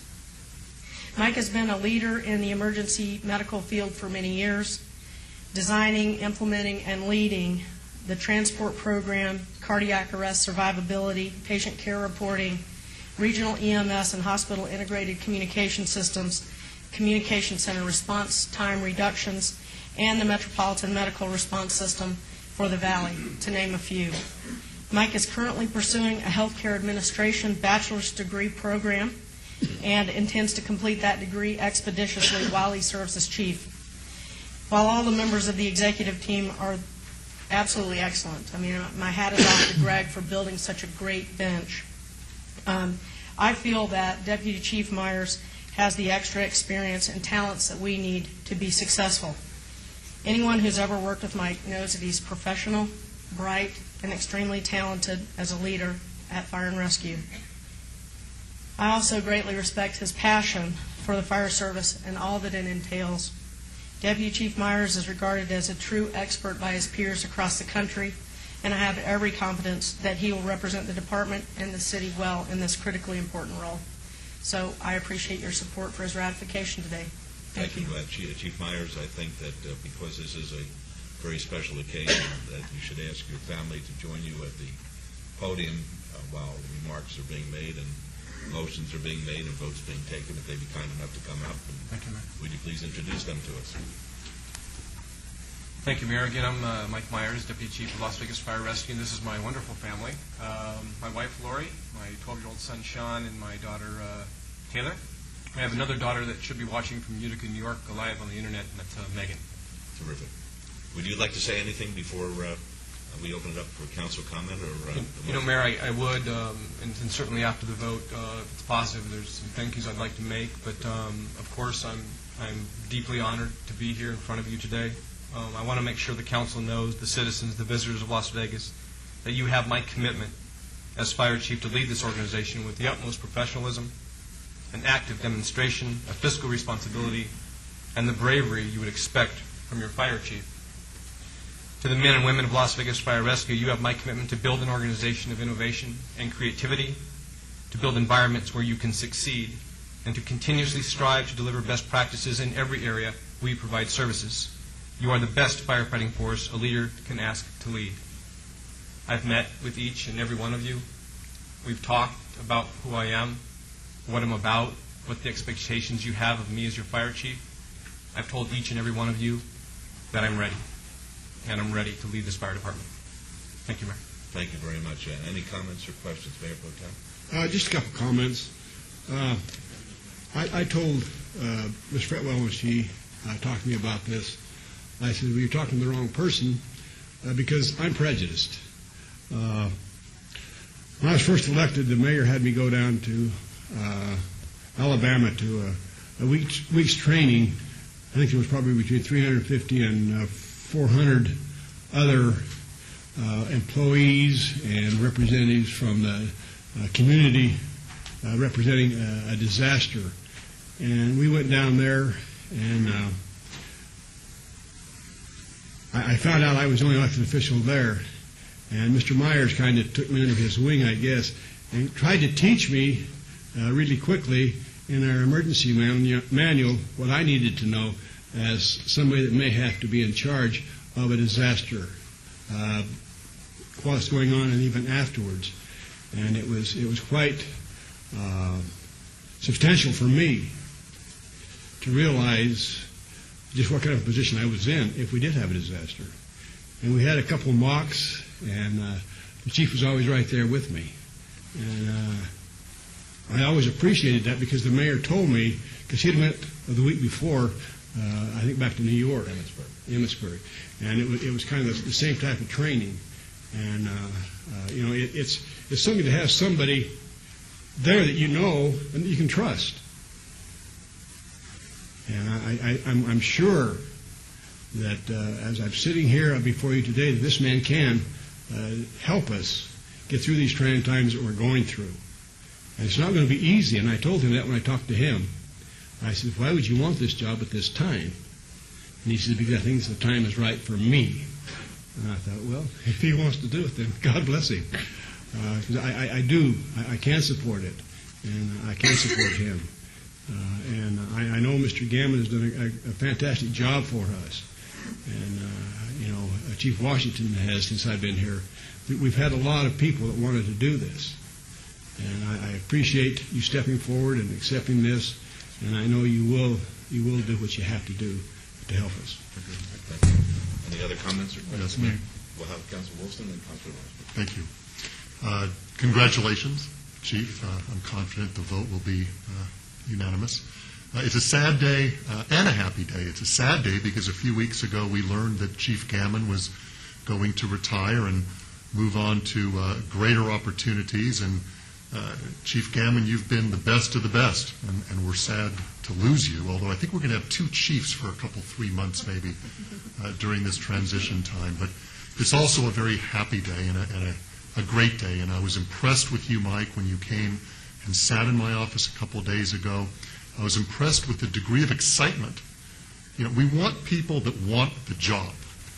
We don't want people that, well, it's just the natural thing to do and I guess I'm next. That's not the attitude we want. We want people that want the job and that are excited about the job, and that's what I saw in you, Mike. And to echo what Mayor Pro Tem Reese said, these are the toughest of times. I mean, Chief Gammon, the last 3 years, has probably spent most of his waking hours thinking about money and budget, and that's not going away. These next 3, 4 years, we're going to be right in the thick of things because of our budget concerns. But in my opinion, the most important thing is to focus on the quality of service to provide to our constituents. Because nothing else matters if we're not providing the best fire protection, fire suppression, and emergency medical services to the citizens of this city. And I'm confident you're the man for the job. Congratulations to your family. When I look at the faces of your children, you really have a lot to be proud of, because this is a great day for your father. So congratulations to all of you. Councilor Russ. Thank you, Mayor. Mayor, you talked about the bench that Chief Gammon has built, and Chief Myers, I just want to point out that bench is sitting right there, and all of you men are fully qualified and capable of doing this. And I want you all to recognize that from my point of view. But these men support you in this position.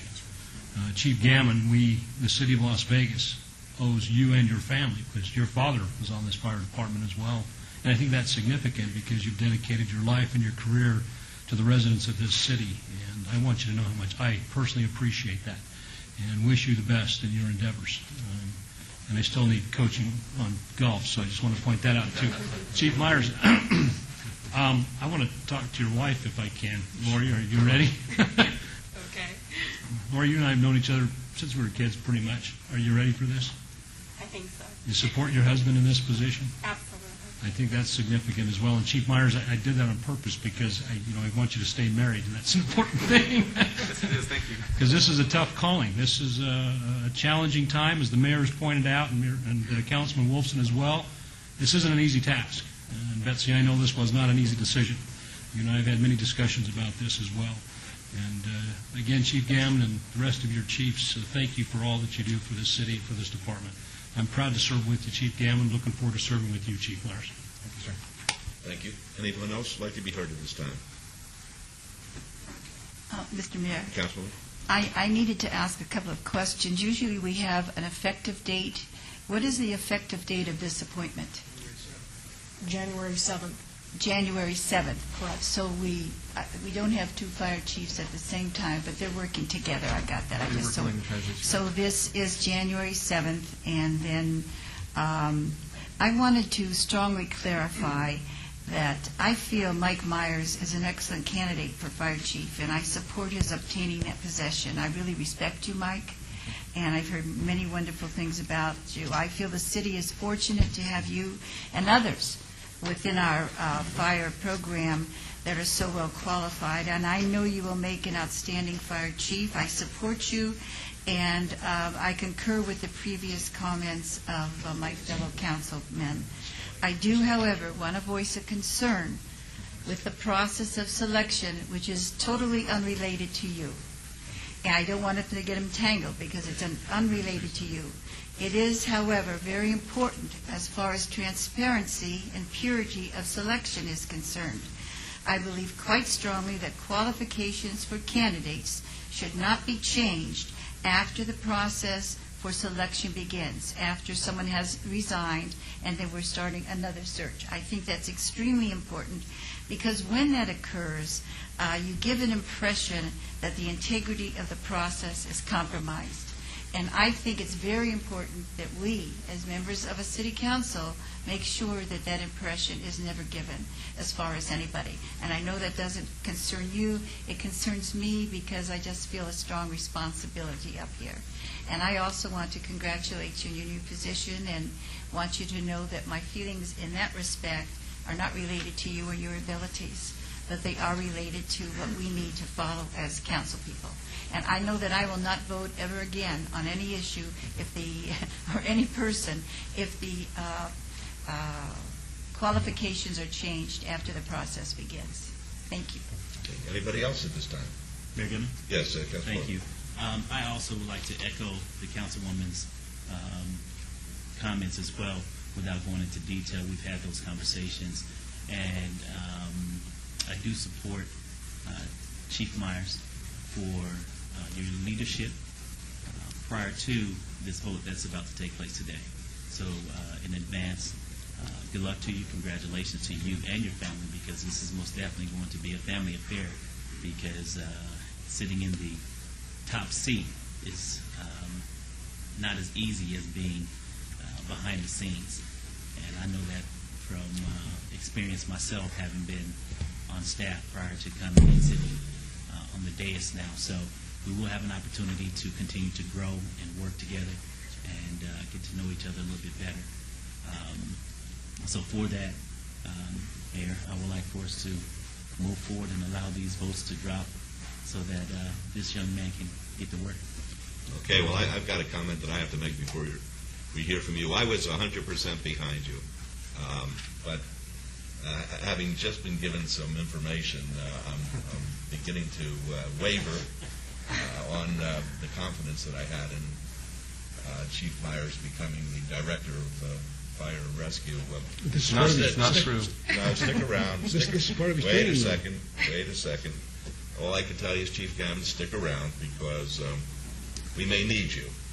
I've been advised that Chief Myers is going to jump off the top of the stratosphere with Councilman Ross in support of fundraising efforts for the Boy Scouts. That makes me question your mental stability. The way I understood it, I was pushing Councilman Ross. I wasn't jumping. That's fair, then. You're going to have to. Chief, you go on your mission, and I'm 100% behind you again. If he goes first, then we'll see. Okay. May I have a motion, please? Yes, Your Honor. Again, I take great privilege in making this motion today for Mike Myers to be our new fire chief. I know he's going to do a great job, and you do have one more supporter out there too, Chief, that just come in. I think it's Charlie Smith. Anyhow, you do have a lot of support, and I want to thank the members over here that are here today showing their support to you. It means a lot to us to be able to sit up here and make these easy decisions when we have all these tough decisions to make sometimes. But this is an easy decision for me today to nominate you and bring your name forward to be our new fire chief. All right, let's vote on that, please. Opposed? Motion carries. Thank you.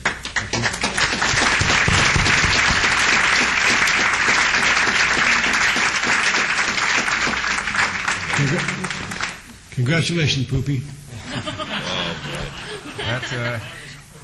Thank you, Mayor Pro Tem. Mayor Pro Tem, council members, fellow members of Team Las Vegas, the executive staff and fire personnel of Las Vegas Fire Rescue, my family and friends. Again, I'm deeply honored.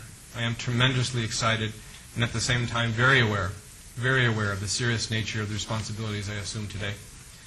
I feel above all very grateful to all those who have supported me in this endeavor dating back to when I first started as a firefighter 24 years ago at the age of 19. I specifically would like to thank Chief Greg Gammon for his leadership and his confidence in me, and the executive staff of Las Vegas Fire Rescue for their dedication and commitment to make us the best firefighting service in the country. I also want to express my sincerest appreciation to City Manager Betsy Fretwell and Deputy City Manager Jim Nichols for believing in me enough to pick me for this important post.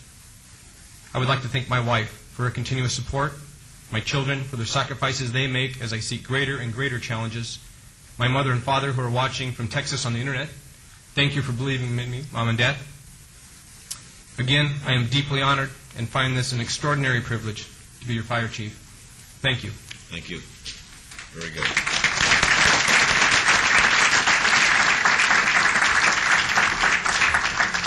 The clerk's office has made a request for a 5-minute recess. We'll be in recess for 5 minutes.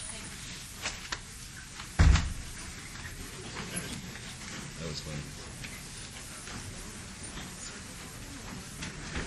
You came back pretty good.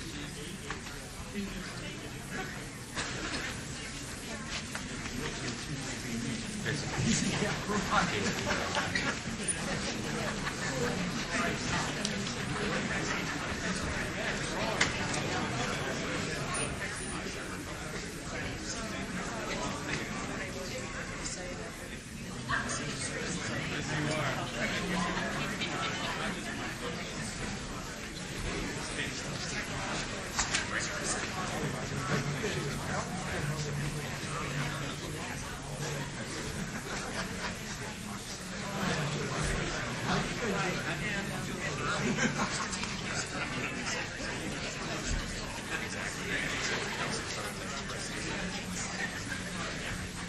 No, you've already been up and down. It's all the new computers who haven't been up since they did the updates.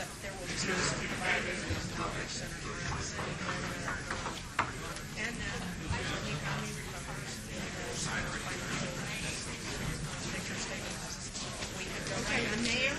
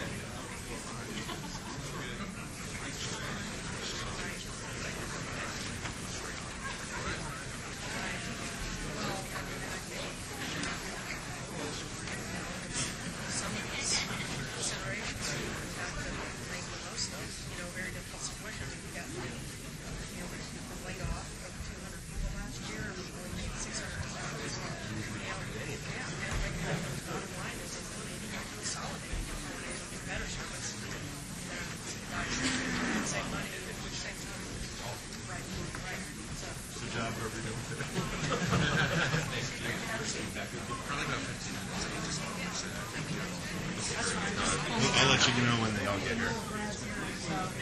Thanks, Ted.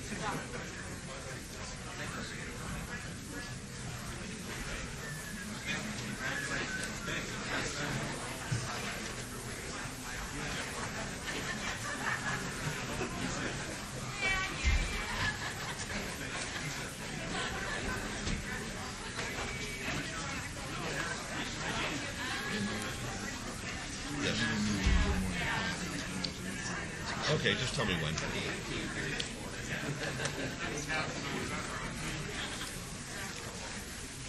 Careful, city staff. If you have a ball, it's Mike, I want to say congratulations to you.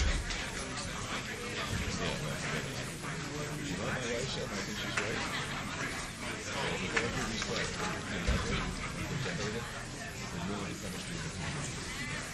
Even though they're good little players, they're not going to be.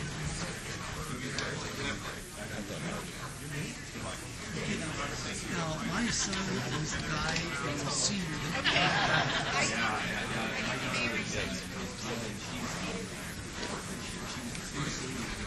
Okay, good. Okay, good. Because I saw you, I was going to talk to you in my life. I know, it was the way they started. Yeah. That's wonderful. Good, I'm excited. Really?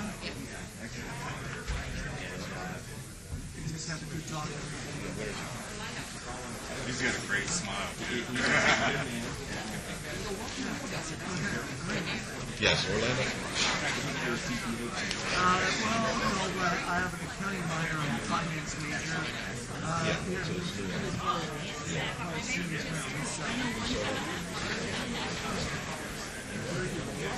And I'm one of the oldest. The company's in the valley. I'm in Las Vegas. I'm going to start this company in the morning.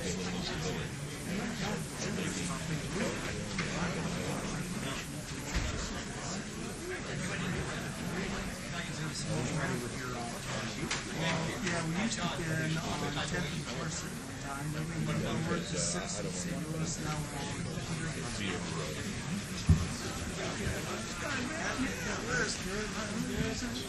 Man, rest of the kids are doing this, man. We still got to catch up. Yes, we do. When are you going to holler? I know. I hollered a couple times and it just didn't Oscar work out. pointed at We'll do it again, though. Okay. You guys having a break now? Minutes here, yeah. I think we're getting ready to get started. Well, this way. Okay, yeah, we'll be there.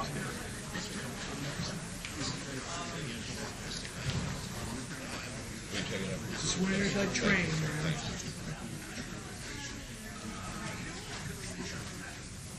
What is that? Train.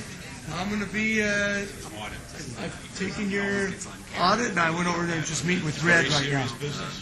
Uh-huh. It's very serious business. Oh, I know. I'm honored. It's about as important a non-elected position as there is. I know. Thank you. No, Thank you. Just do a good job. All right. I know.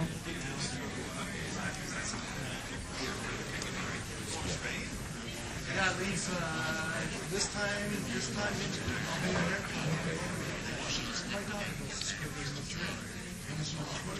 Yeah, I think this. Yeah, I would. Thank you very much. Okay, I'll see you later. No problem. So that's what I'm doing. Yes.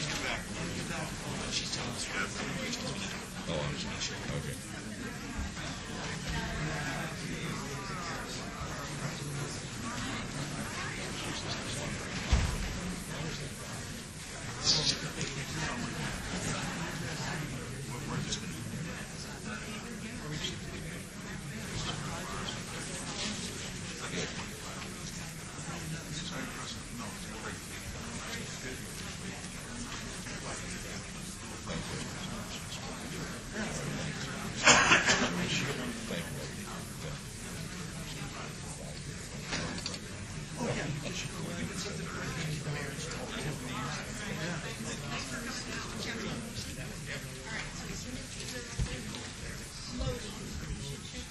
Oh, boy, for an easy meeting. Isn't that always the way it is?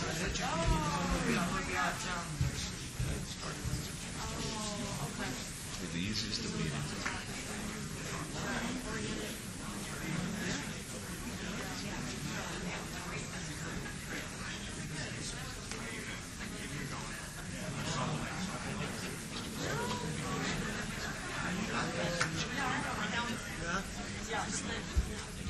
I can't say it. Cut your face. Huh? Here, let me give you another one. Just in case.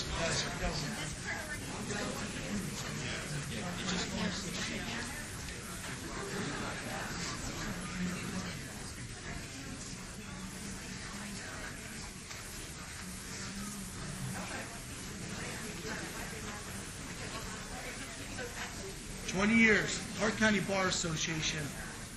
We're not going to have a lot of the judges there and stuff. It's an open house for the Clark County Bar and State Bar. So tomorrow, it'll be drinking bar and attorney bar. Okay.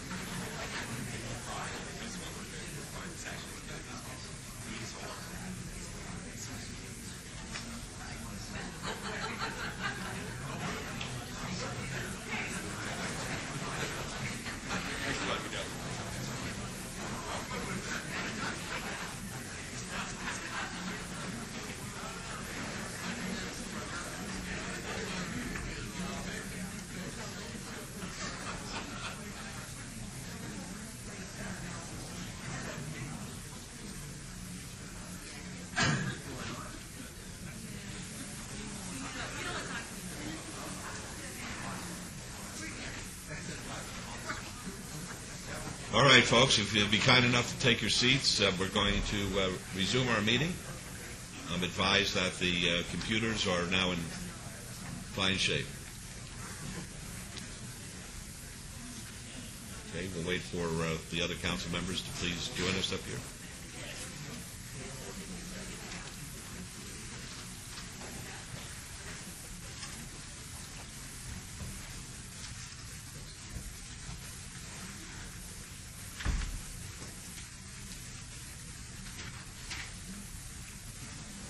Okay.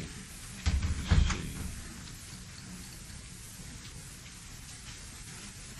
Orlando, were you able to find her? Okay, maybe we'll get her back before the end of the day. I'd like to do something. Thank you.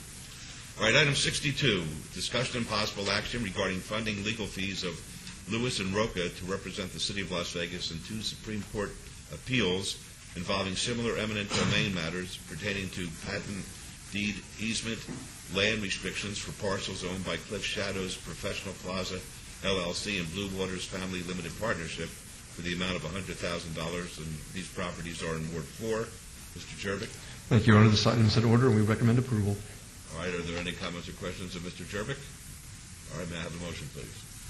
Councilman Anthony? Motion to approve, Mayor. Thank you. Let's vote on that, please. Post.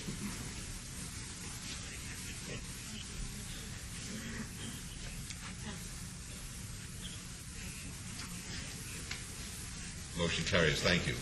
Item 63 is hearing, discussion, and possible action regarding complaint seeking disciplinary action against James Cooper, doing business as the Amazing Art Company at 3814 Meadows Lane, Las Vegas, Clark County, Nevada, for violations of the Las Vegas Municipal Code, and this is in Ward 1.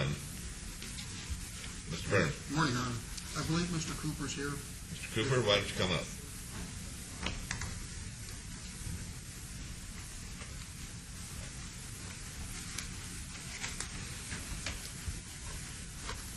Okay. Hello. Good morning.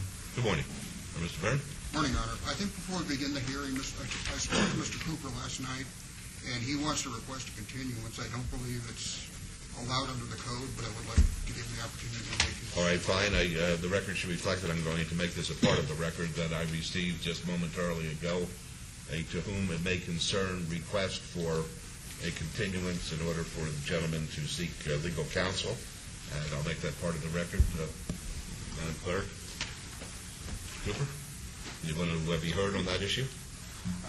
Yes, Your Honor. I spoke to an attorney, and they requested a $3,500 retainer to represent me today, and I was only able to raise $2,500. I'm $1,000 short of having the money to have legal representation here with me, and I understand from speaking to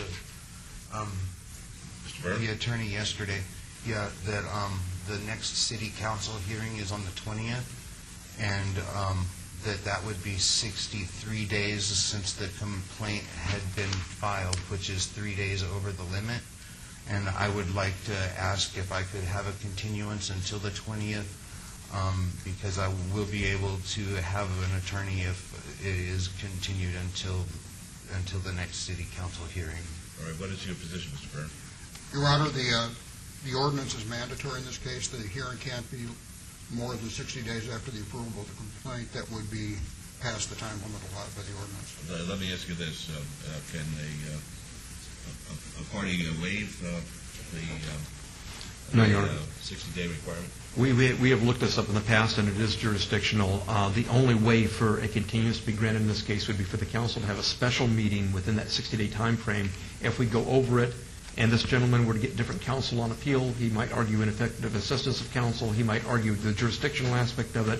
It would then possibly be reversed by the district court, and we'd have to restart the complaint process. So the only way to do this is to, 1, hear it today, 2, have a special meeting within the 60 days, or 3, have us restart the complaint process. All right. Well, the complaint was served upon you on August the 26th, so I think there was probably adequate time for you to retain counsel, and based on the jurisdictional aspect of this, whether I agree with it or not, that appears to be the case, as our counsel tells us, and we'll go forward today.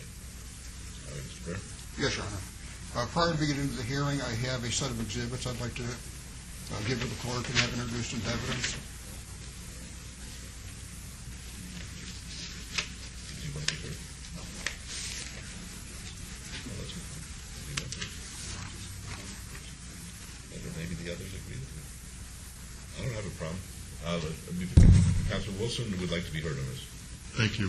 Mr. Turbeck, I understand what you said about jurisdictional. Could you tell us again, because in most every situations involving court hearings, whether it be a criminal trial, a civil trial, an administrative process, there's always room that if somebody comes in and needs a continuance, especially this is his first request, that there should be some flexibility where we grant him a request for a continuance. Let's say he came in and said he's ill, he doesn't feel good, he's got the flu or something like that.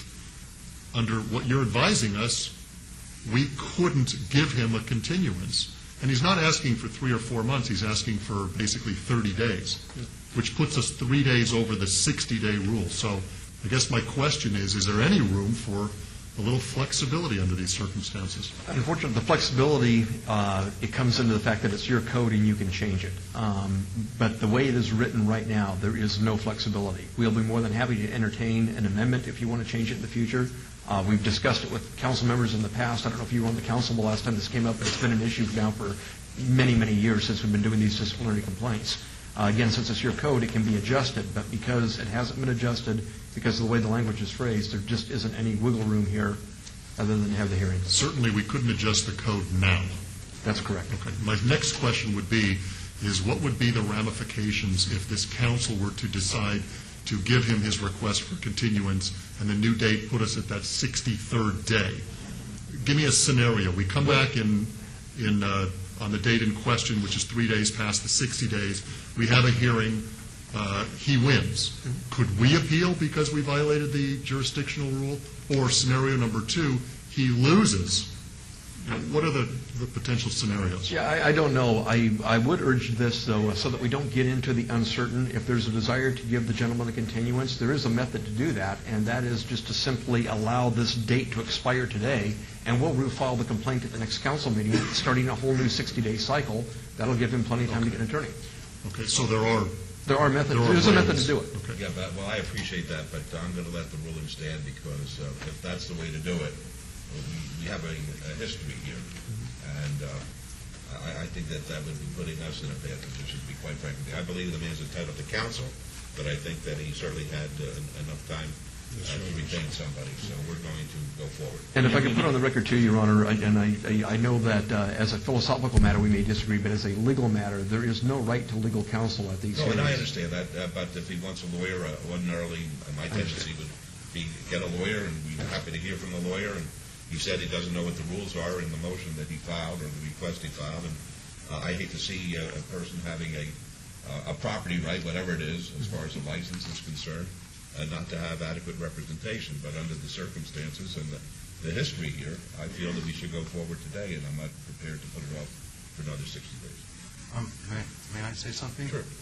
I would sign, like if you guys could print up something, I would sign something that say, if it went to 63 days, that I wouldn't, No, I appreciate that, and ordinarily, under perhaps another set of circumstances, I would be prone to allow you to do that, but there are too many issues here of a jurisdictional nature, so we're going to go forward.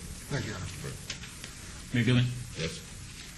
To council, when was the gentleman notified? What was the date in which he was notified that he would be coming before? August 26th. August 26th. So it was August 26th. Correct. Today is October 6th. 6th. Okay. And it was, and then it was just, I tried to raise as much money as I could, and I raised $2,500, but it was $3,500 to have an attorney respond. So I'm only $1,000 short. And then if the next city council is indeed on the 20th, that's only a 14-day continuance from today. Right. But understanding what our council was sharing with us, we're pretty much caught with our back up against the wall right now as far as making a decision as to whether or not we set a precedent. And Mayor and Council, I'm not I'm not of the appetite to set a precedent today. I think that would be sending the wrong message to licenses that come before this board as far as the severity as to all of the time and effort that we put forward in order to make sure that businesses in our community operate accordingly, and to take it lightly, having had since August 26th or August 6th ample enough time to retain an attorney. I believe that my position today would be to move forward with this item. Mr. Byrne. Thank you, Your Honor. This matter is on for a disciplinary complaint. The allegations of the complaint state that on 2 occasions, Mr. Cooper operates a business known as Amazing Art Company, sold graffiti implements to minors. Wait, please speak up a little louder, please. I'm sorry. Sold graffiti implements to minors. In the first instance, the sale took place on February 12, 2009. In that case, Mr.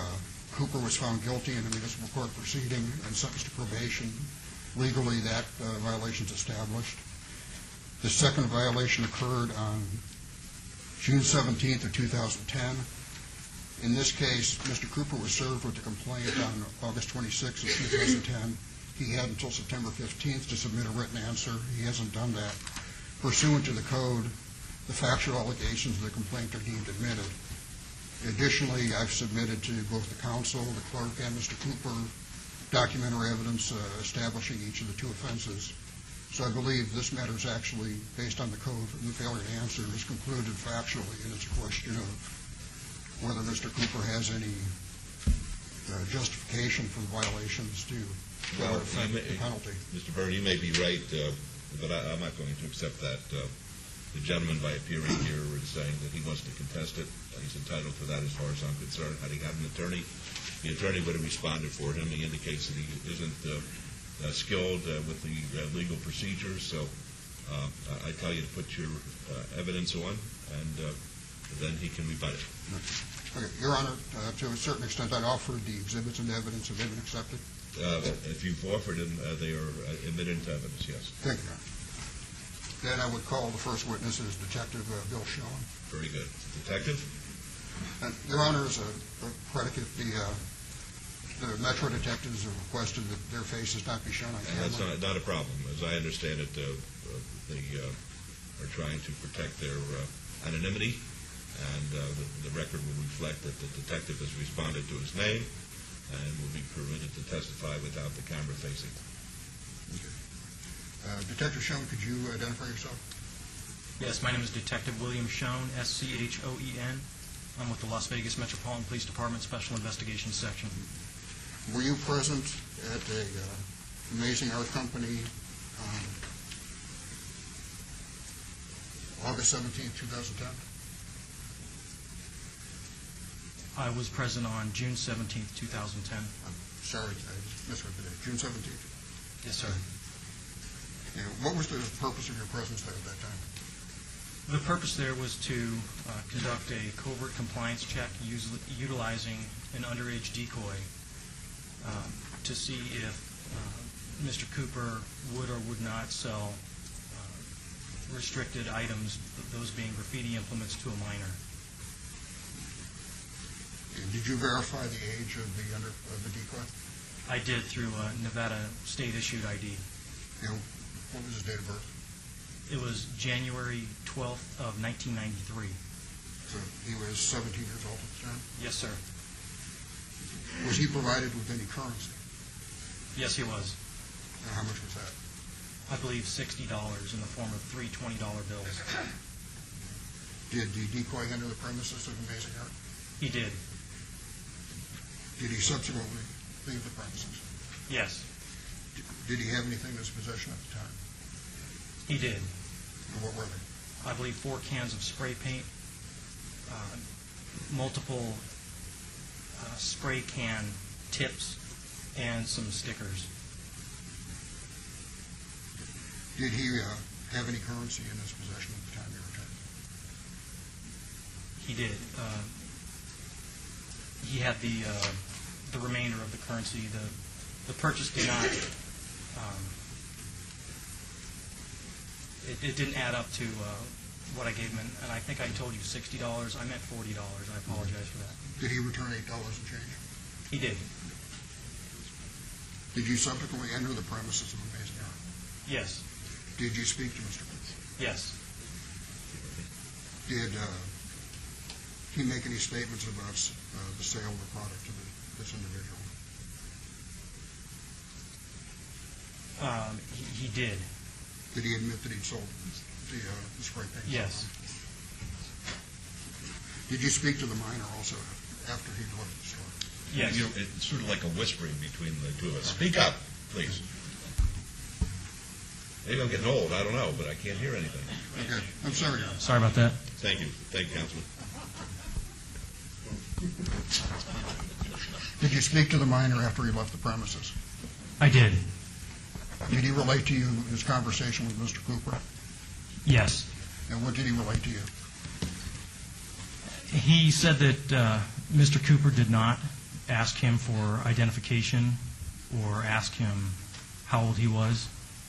He said that he being Mr. Cooper, sold him the spray paint without reservation, and he even provided our decoy with complimentary, so to speak, spray tips for the spray paint cans as well as stickers. He being Mr. Cooper, also asked our decoy if he was working with the police or if he was a junior cadet. And at this time, I just have to say, Mr. Cooper, had you had a lawyer, the lawyer would have been objecting that this was hearsay, but because we're in an administrative proceeding, I would rule that hearsay is admissible, just so you know. Okay. Okay, but I'll get to you. You'll have a chance to examine the witness. Detective Schoen, did the minor also indicate that he had told Mr. Cooper that he wanted to buy some spray paint because his parents had taken away his paint? That's correct. That's all the questions I have, Your Honor. Thank you, Mr. Byrne. Mr. Cooper, you're allowed to ask questions on cross-examination of Detective Schoen.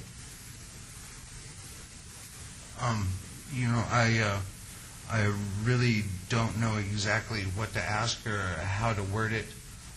My problem with the underage decoy that they used is he was bigger than me and had full facial hair, and I didn't believe that he was under the age of 18. Why don't you ask the detective to describe the decoy to you?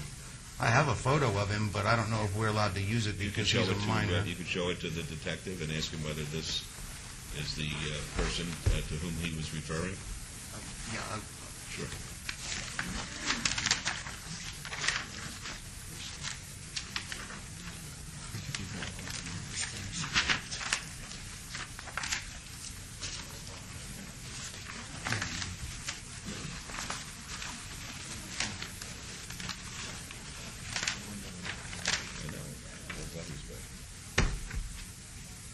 Mr. Cooper showing the detective a picture and asking him whether or not that's the person that he's been referring to as the underage minor who made the purchase. Mayor and Council, this is the person in question. However, I'd like to point out that he did not look this way. This is not a picture of him on the day in question. Okay. Then also, when I did have an attorney and legal counsel, that was explained to me that the law read that no one was able to purchase spray paint without permission of a parent or a responsible adult.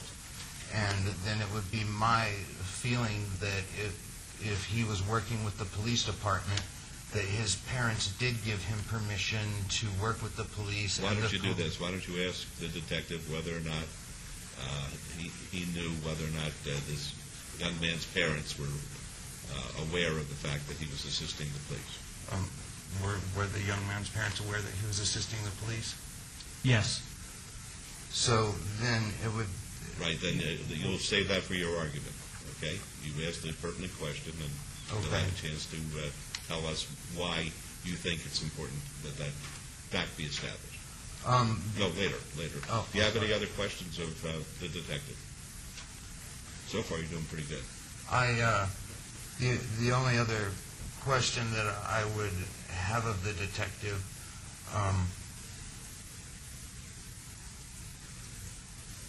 I'm very passionate about what I do, and if I seem upset or flustered, then I apologize. Don't apologize to us. You're doing fine. I wanted to ask the detective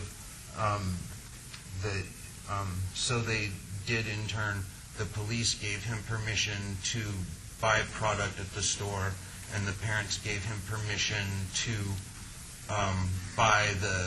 to work with the police and buy the paint. The parents did give permission. I wouldn't say that we gave permission. We enlisted his services. Okay, and then You'll argue that as soon as the city concludes its presentation.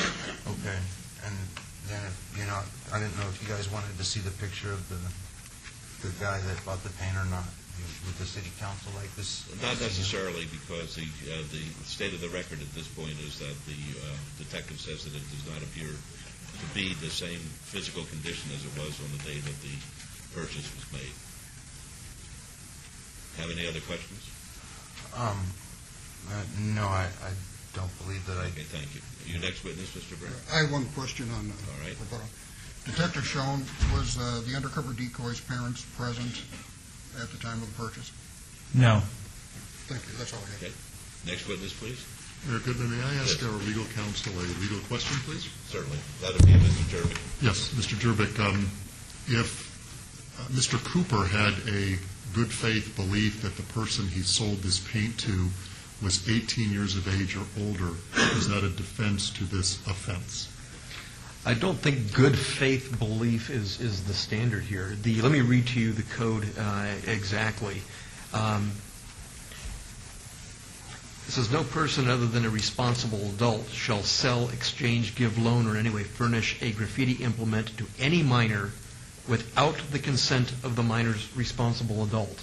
It is, according to the code, at least under my interpretation, Mr. Burns can chime in here, it is the responsibility of the seller to ensure that the individual they are selling to is 18 years of age or older.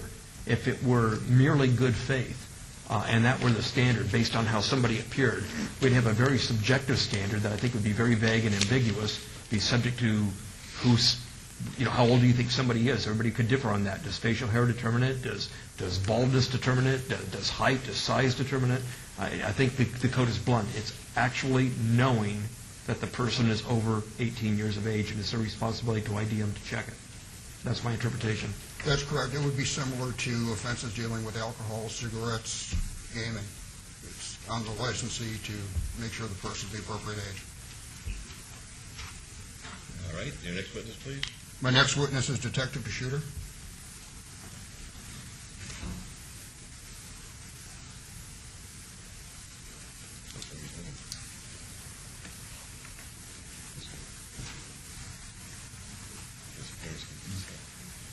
Could you identify yourself for the record?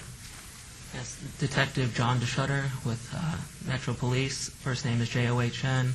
Last name is spelled Deschutter. I'm assigned to the gang unit and the graffiti investigation section. Detective, were you present at Amazing Art on June 17, 2010? Yes, I was. And were you there for the purpose of monitoring an undercover operation to determine whether graffiti implements were being sold to minors? Yes, I was.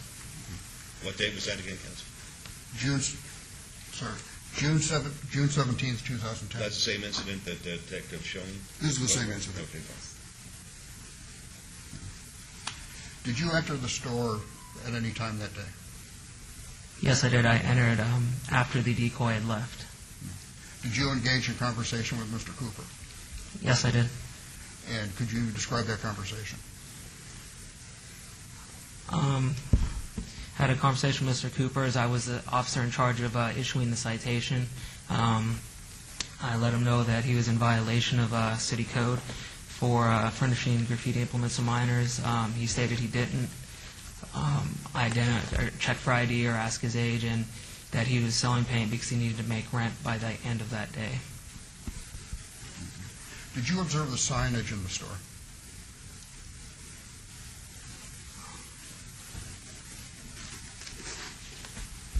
Yes, I observed it on that day, but I don't remember it off the top of my head.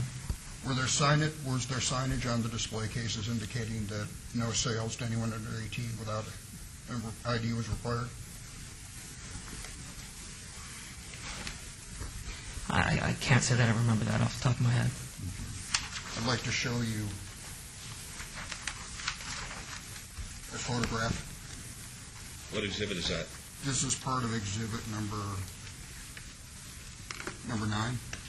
Which page? It would be exhibit 9. Exhibit 9, the third photograph. Third photograph. Yes. You're referring to this, must be 18 with ID? Yes. All right. Did you observe this signage at the store? Yes, I did. Did you take these photographs? No, I didn't. My partner, Scott Black, Detective Scott Black, did that.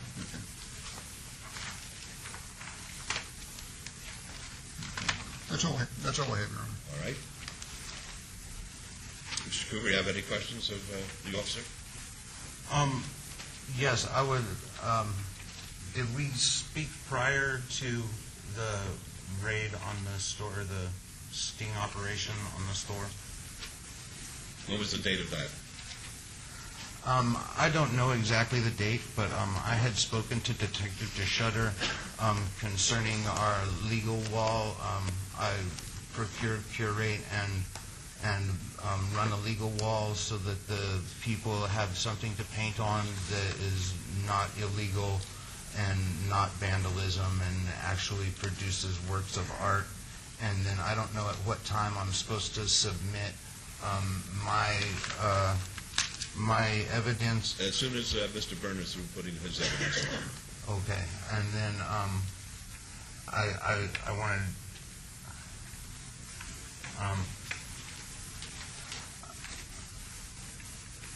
I don't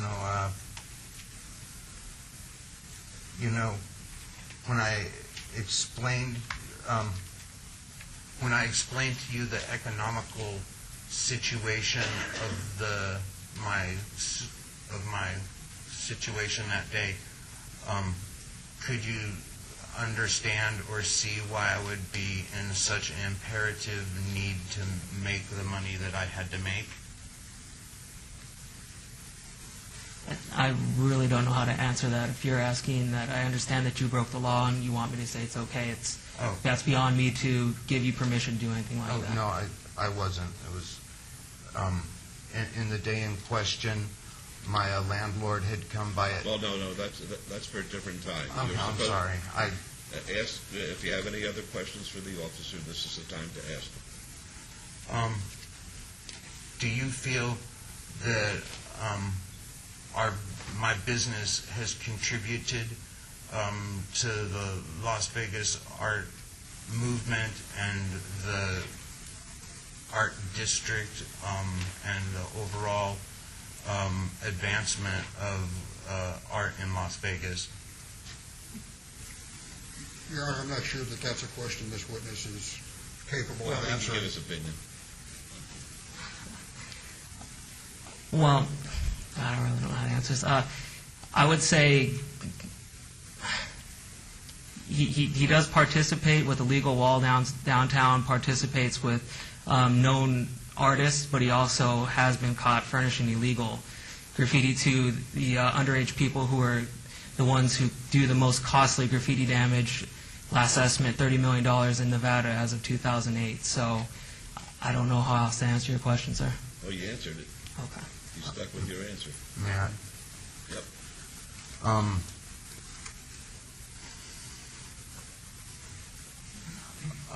Has at any time the police department asked me to cooperate with them in bringing to justice the people that paint or tag or vandalize the city in any sort of way? Have they asked me to help them in any way with their problem besides the sales? No, we haven't.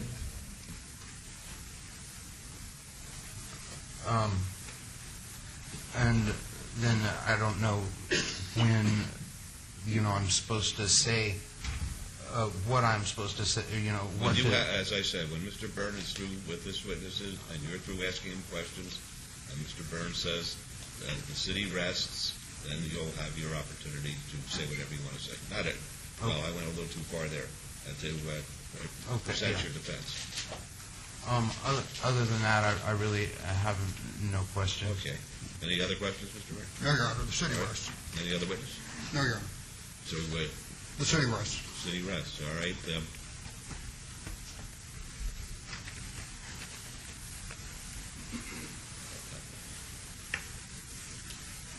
I think you got a big problem with your case. I mean, I brought a machete with me today. If I was going to vote against you, I was going to give you a choice: lose your license or lose your thumb. How about a pinky? No, I'm serious. But I got to be honest with you. Under the law, you tell me if I'm wrong, Mr. Turbick, it talks in terms of without the consent of adults, and the testimony is that his parents consented. So if I could, I thought that could be an issue. That is not the way the law should be interpreted in this case, Your Honor, and I'll give you a legal opinion on that. There are two sections here, 10.48.090 and 10.48.095. 090 says, no person other than a responsible adult shall sell, exchange, give, loan, or in any way furnish a graffiti implement to a minor without the minor's responsible adult. There is only one reasonable interpretation of that, and that is that the store owner needs to know that the minor's responsible adult has given permission.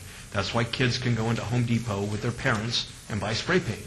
That's why an individual who's a minor can go in and buy these implements. It's written differently than the tobacco statutes, because the tobacco statutes, under no circumstances, can a minor buy a pack of cigarettes, even with the minor's adult's consent. But paint is different, and we say that they can with the minor's responsible adult's consent.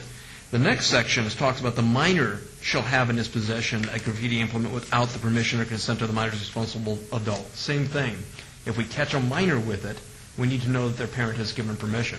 I think the defense that because this individual worked with Metro, and by implication must have had the consent of the minor's adult. By implication, no. It's stated that his parents gave him consent. That's the state of the record. Right. And I think it's also in the record that Mr. Burns asked whether or not the adult that would have given that consent was present at the time of the acquisition of the paint, and the answer to that question was no. But that's not required under the law. It says without the consent of the minor's responsible adult.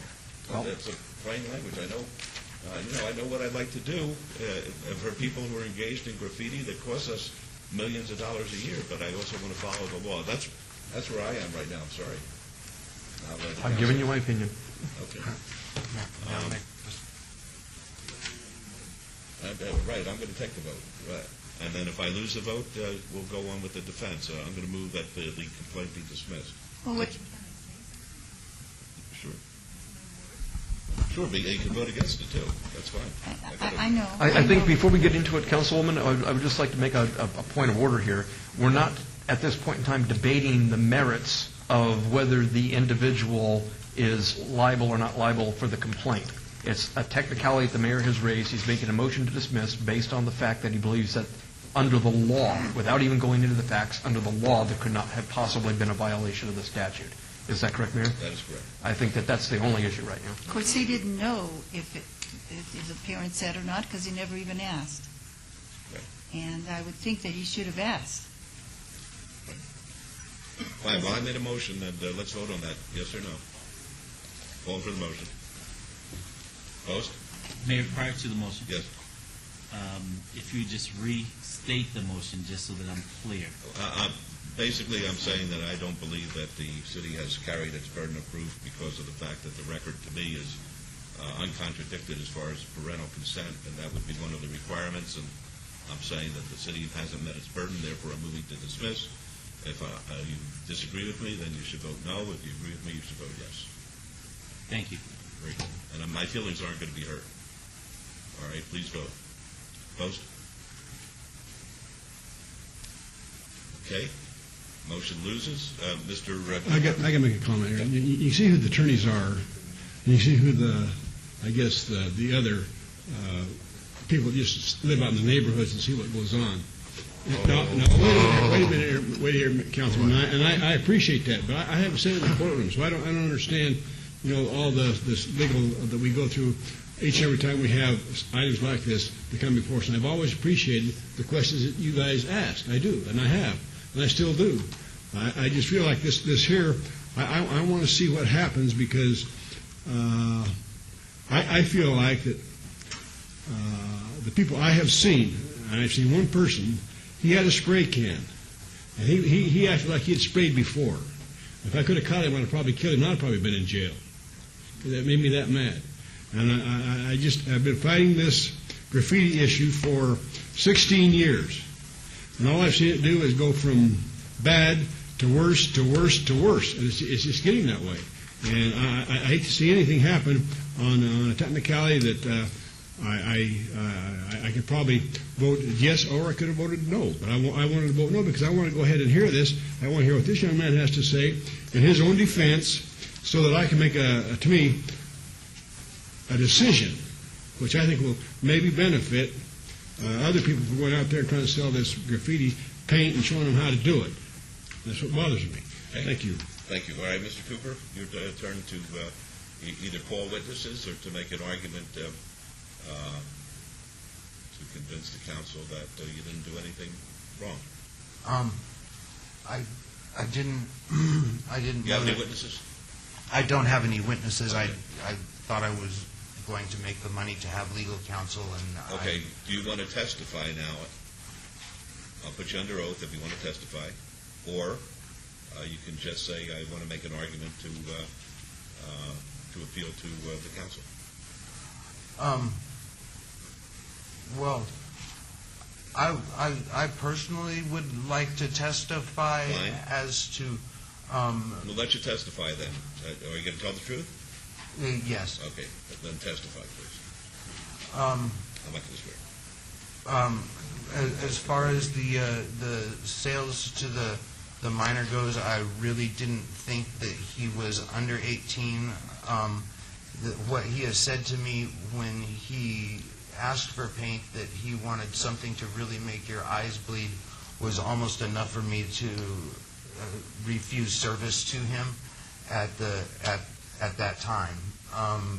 Then it crossed my mind that it's probably not my right to tell somebody if they're painting something what color that they can paint it. I do my very best to, even with that gentleman who did buy the paint, I offered him different colors of paint that would be less offensive. I offered him advice as to maybe that wouldn't go with that. I told him about our legal wall and his ability to paint the legal wall. I thought he was still acting kind of strange, so I asked him if he was with the police department, had anything to do with the police department, or if I would get in any trouble of any kind by selling him paint, and he said no. And then I sold him the paint. And I regret my mistake, and I am sorry. But on a more personal level, I have done everything in my power to encourage people not to do illegal work, to encourage them to do legal work. I have provided a place in my store and a place downtown for the expression of art and legal artwork.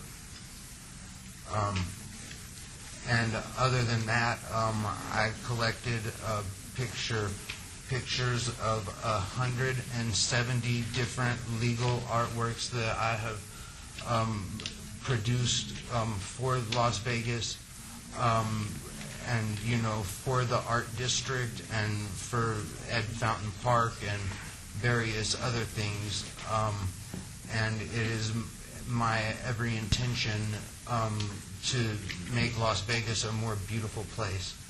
And then also I would like to state for the record that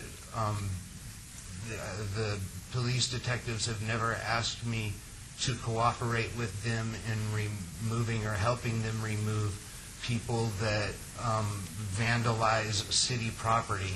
And I can't tell you on a personal level how frustrating it is when I go downtown and I clean up 4 garbage trucks full of trash, or, pickup trucks full of trash. I paint a 320-foot wall by myself to provide something for the art community, and then I go down to look at my work, and I get off of the freeway, and somebody has spray painted in a dollar can that they have got from Walmart, sells spray paint for 99 cents, and they have a self-checkout counter. It is very easy for people to come across inexpensive spray paint. But I can't tell you how frustrating it is for me when I go to look at, what I've provided and what I've worked so hard for. And then to have, ink and Wrecker spray painted on the Charleston underpass, and then have ink and Wrecker spray painted on the other side of the Charleston underpass, and then have ink and Wrecker spray painted on the building, down the street. And then I get to the legal wall where I've provided paint and I've provided service and I've provided hours and hours of work, to have them have painted over, not in any kind of artwork, but just in vandalism, ink and Wrecker over the beautiful murals that the other people have spent a lot of time and money to produce. And I don't know the person personally who writes ink on everything. I do believe that their name's Marisol Lopez, and that she attends some high school here in Las Vegas, but I would more than be willing to work with the police or the city council or whoever in order to get the vandals off. Okay, I think we're going a little astray here. I'm sorry. No problem. Anything else? Mayor Goodman? No. Councilor Portland? I just have a question for the gentleman, Sure. if you don't mind. No, I don't mind at all. Mr. Cooper, you mentioned when the gentleman came into your store, you asked him a number of questions, one being, were you with the police? Why did you ask the gentleman if he was with the police? Can you explain? I asked him if he was with the police because he has said he wanted colors that would make people's eyes hurt. And that's not generally a question that somebody would ask or something that they were looking for. And it made me suspicious as of his intentions as to what he was going to do with the paint. I sell a very, it's $8 a can, and it's a low pressure paint, and it's not really used for, like, if you were going to vandalize something, it's not the product that you would pick to vandalize something. I understand why you would ask him if he were with the police, because you just stated that he asked for a low pressure paint, but how is that synonymous with police? Well, he had asked for a low-pressure paint in colors that were going to make somebody's eyes hurt, and it made me suspicious of his intentions.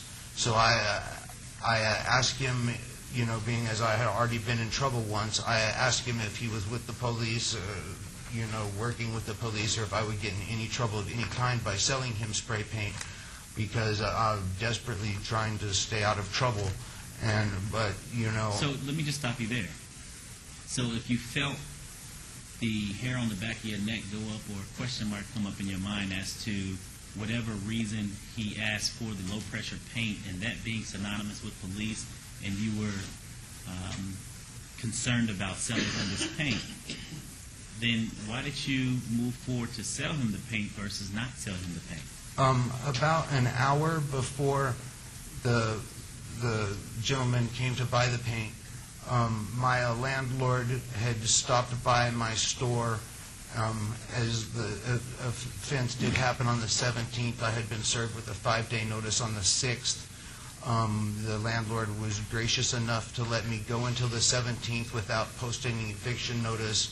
The landlord came by my store and... Let me just stop you there, because I think you're getting a little bit off Well, no, has. please let me continue with that. You asked why I would go ahead and sell him paint if the... So you needed money? Well, yes, I had Okay, then that's fine. $2,162. That's fine. So you established the fact that you were trying to get paid. Secondly, how often do you ask your patrons for their ID when they come in and purchase paint? I ask everybody who looks roughly under the age of 20 years old to provide ID on sales, and anybody who walks in the store who doesn't look like they would be of age, I tell them when they walk in, I'm like, you got to be 18 with an ID to buy paint, guys. 18 How with an often ID. do you ask them for ID prior to selling them paint? Usually right before I ring it up. So at any point, did the gentleman whom you sold the paint to look under 20? No, I offered to show you guys his picture. To you, did he look under 20? Not really, no. Okay. He appeared to be in his 20s. He had full facial hair. He is taller than I am and wider than I am. Okay, and that's fine. That's he fine. appeared to be Going back boy. to the age and the question of whether or not the gentleman was with the police, why didn't you ask him for his ID to at least calm your nerves, being that you needed the money, to calm your nerves to make sure that you were within the parameter of the law to sell him the paint, being that your license allowed you to sell to 18 and over? Why didn't you ask him for his ID? I didn't ask him for his ID because I was afraid he would start in with some story that he had left it in the car, or that, he didn't have it, Is or his it was excuse at home. more valuable than your license, or is your license more valuable than his excuse that you perceived him to tell you? At the moment, if I didn't have $320 more So it was by about 5 the money. o'clock, my business would have been closed. So in essence, it was just about the money. So you sold it to him because you needed the money.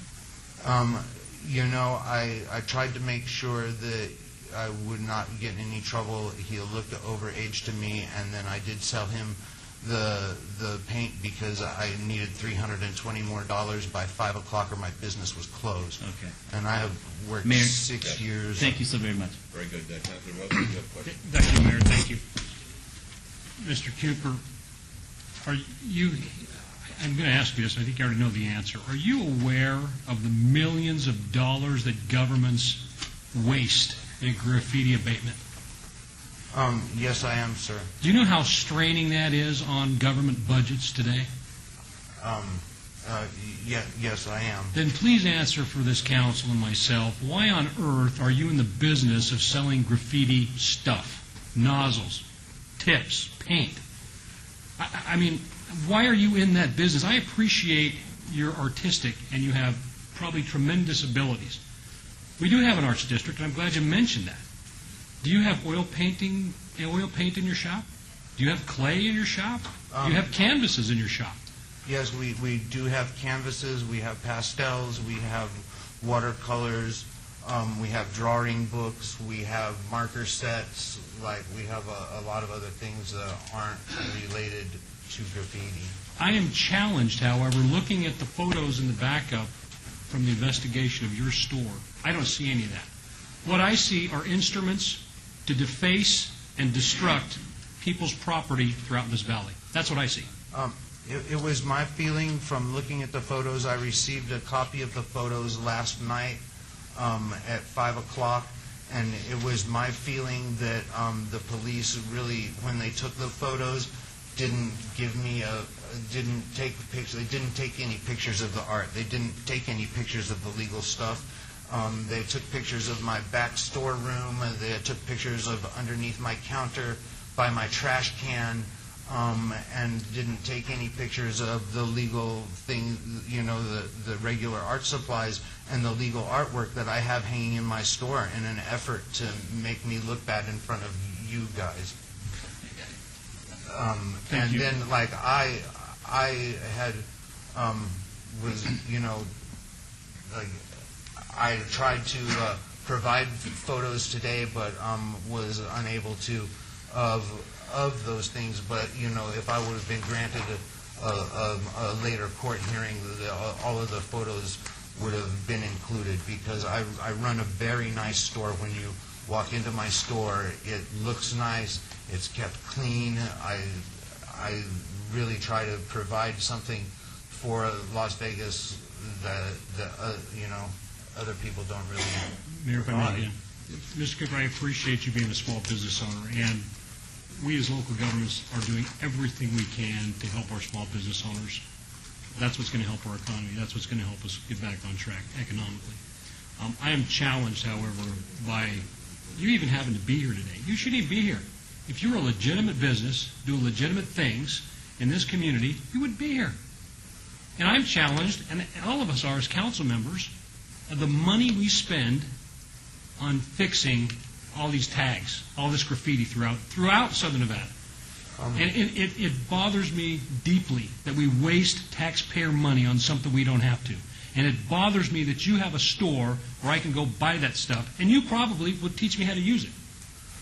As far as that goes, all the products that are sold in our store, you can buy at many, many other stores. Blick's Art Supplies is right up from me. They sell Montana paint. They sell spray tips. They sell Trink markers.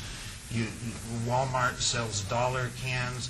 And I would think that, being in the business of art that I am in, if you guys wanted to really, really fight graffiti, and I'm not trying to sound facetious or like a jerk in any sort of way, but if they really wanted to cut down on the vandalism in the city, the Walmart should not be permitted to sell spray cans for $1,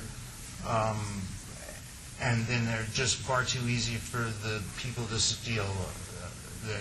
They get the spray cans, they come to the self-checkout line, they scan a can of hairspray, and they drop a can of spray paint in the bag, and they scan a can of hairspray, and they drop a can of spray paint in the bag, and they walk out with just shopping carts full of cans that only cost them $1 a piece. You better stop there. We don't want to give anybody ideas on how to do it. Well, I appreciate your answer, Mr. Cooper. One more question, Mayor, and I appreciate your position on the technicality of this issue, both you and Councilman. No problem. And this is the legal counsel. Today's statutes, our ordinances, 18 years old, I can be 18 years old and buy a can of spray paint. Is that correct? That's correct. How do we change that to 21, and what difference would that make? I don't know what difference it would make. The police department could probably identify it. I know in the findings made by the council at the beginning of this is that most graffiti is applied by individuals under the age of 18. That's why that age was selected.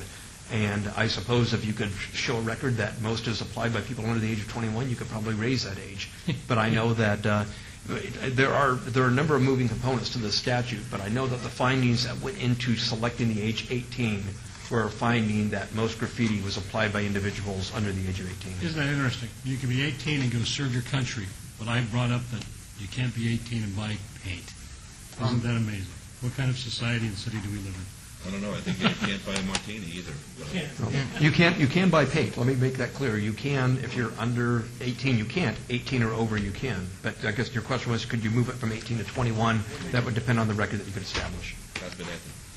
Yeah, Phil, I have a couple of questions for you. Mr. Cooper received a citation for each incident, correct? Correct, Your Honor. Correct, Councilman. And it went to municipal court?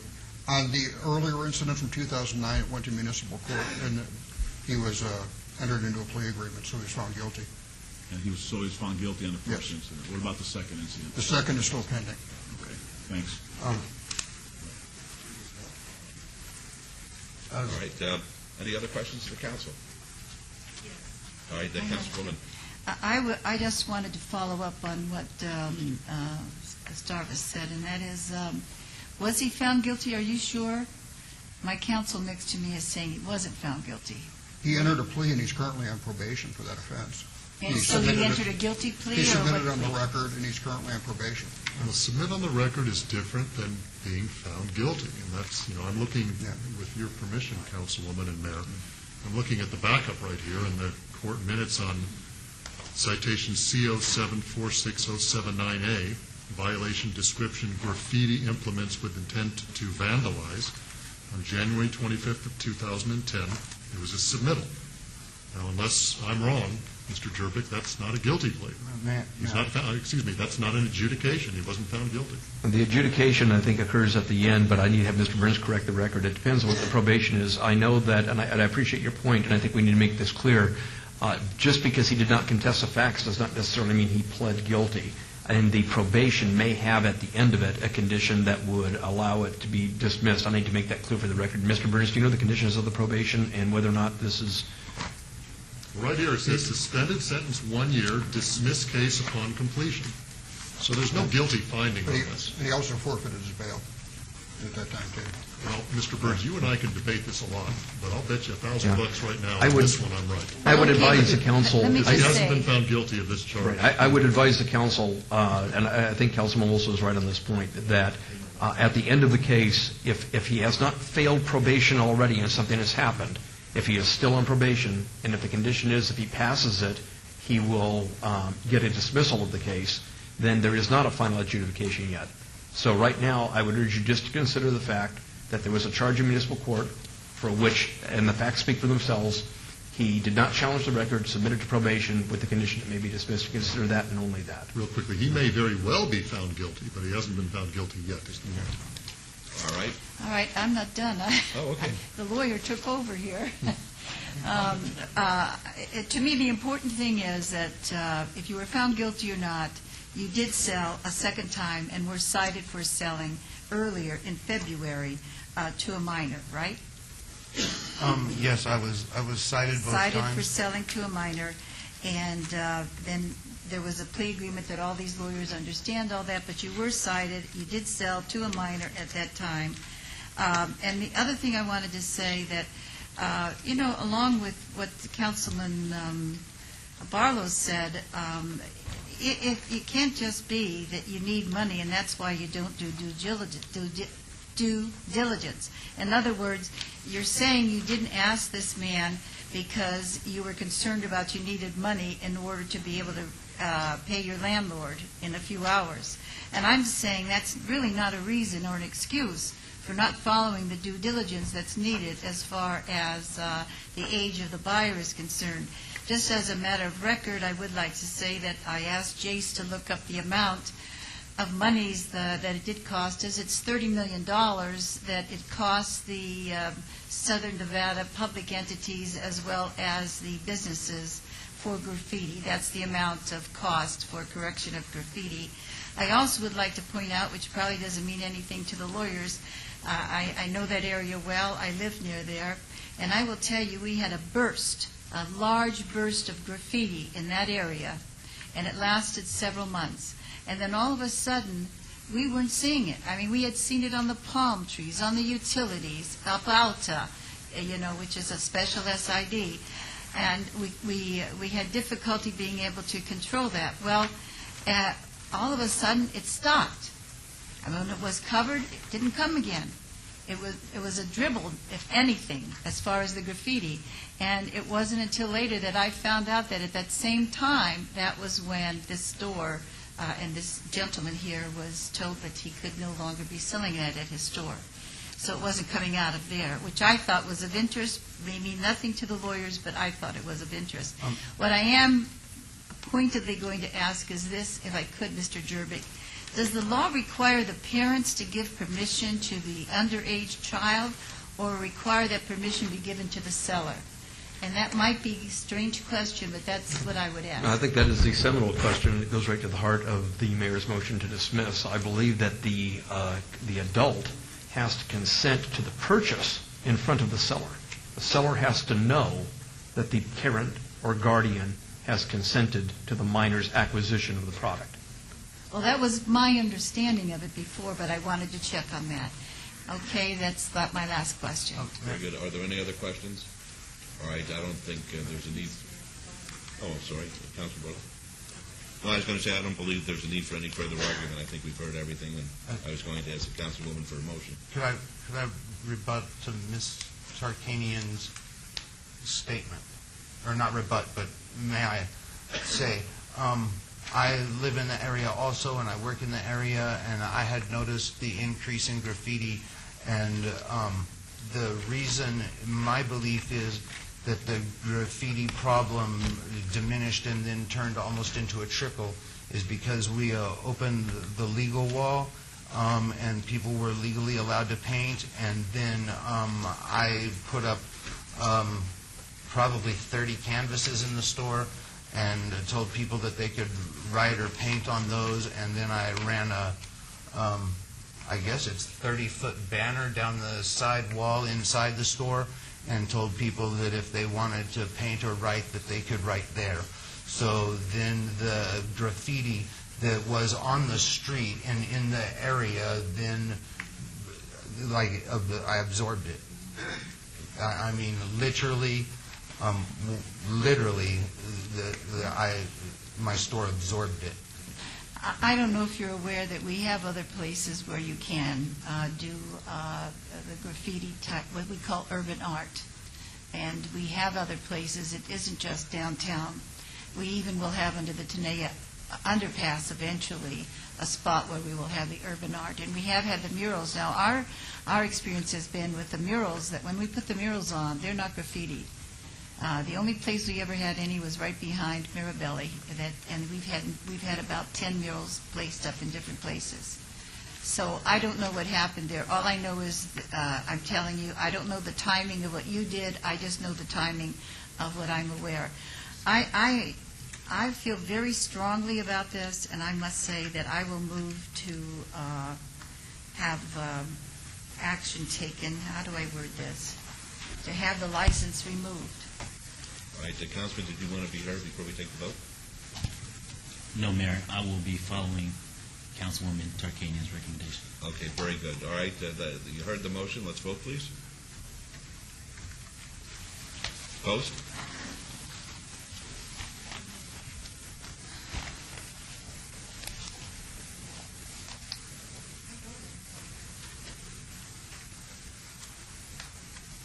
Motion carries. Thank you, gentlemen. Your Honor, could I point out one matter for the council? Yes. Pursuant to the code, the order of revocation takes effect upon written service unless the council... You have to speak up. Oh, I'm sorry. I'm with the microphone again. Pursuant to the code, the order of revocation takes effect upon service of the written order unless the council provides otherwise. Is that acceptable to the council? When would the written order be prepared? We prepare it, we submit it for your signature, and then formally served. I think that's the best way to do it. Probably that would be more formal. Okay, thank you. Thank you. That's it. That's it. All right. Well, I brought you guys these pictures. We're through with this one. I know, but if you'd like to look at them. Okay, thanks. They're 170 pictures of legal artwork that I'm responsible for. Thank you. Item 64 is discussion and possible action regarding complaint seeking disciplinary action against RAN Oriental Therapy, LLC, doing business as Shangri-La Health Clinic at 430 East Sahara Avenue in Las Vegas, Clark County, Nevada, for violations of the Las Vegas Municipal Code. This is in Ward 3. Mr. Byrne? Yes, Your Honor. This is on for approval of a disciplinary complaint. I'd request that the complaint be approved and the matter be set for hearing within 60 days. All right. That will be the order. Do you want to give me a date within 60 days?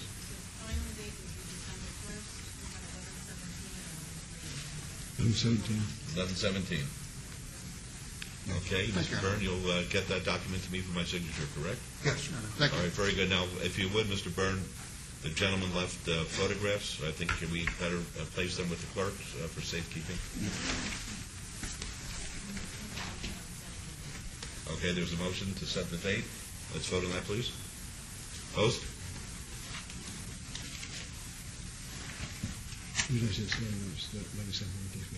Yes, that's November 17th. Right, that gives us some room. Right. All right, that's the date then. At this time, even though it's not agendized, I see in our midst Billy Bastion, who has served the city so very, very well in her capacity as the Director of Leisure Services. She's always had a smile on her face. She's always tried to please all of us as far as her programming is concerned. It's a wonderful department that does a wonderful job for our constituents. And this is your last meeting, Billy, so I wanted all the council to give you a nod of thanks at this time because you served us well, and we wish you well in your future endeavors. Mayor, if I could, Ms. Bastion, I've been here 16 years, and you've always been there. I don't care what time of the day or the night or what day of the week it was. If I needed help, you was always there. So thank you very much. For me and my family. Thank you. Thank you, Mayor Pro Tem. Thank you, Mayor Thank Goodman. Thank you.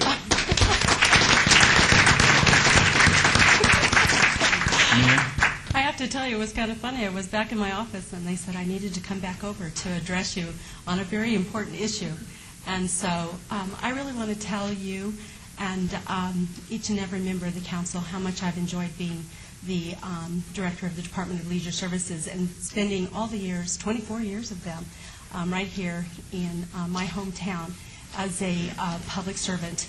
I take great pride in what you say, Mayor Pro Tem, because I do feel like I have been available. I've been passionate about the Parks and Recreation programs and activities and facilities that we have provided to our Las Vegas City residents. And it's very heartfelt for me for you to call me back here today and to acknowledge me and recognize me, and especially so that my family can enjoy this moment in the light later on after this is recorded, because they're the ones who also made some tremendous sacrifices as I was going about the business of serving the youth and families and seniors in Las Vegas. So I'm very honored you would call me back here today, and really relieved that you don't have expecting a formal presentation from me.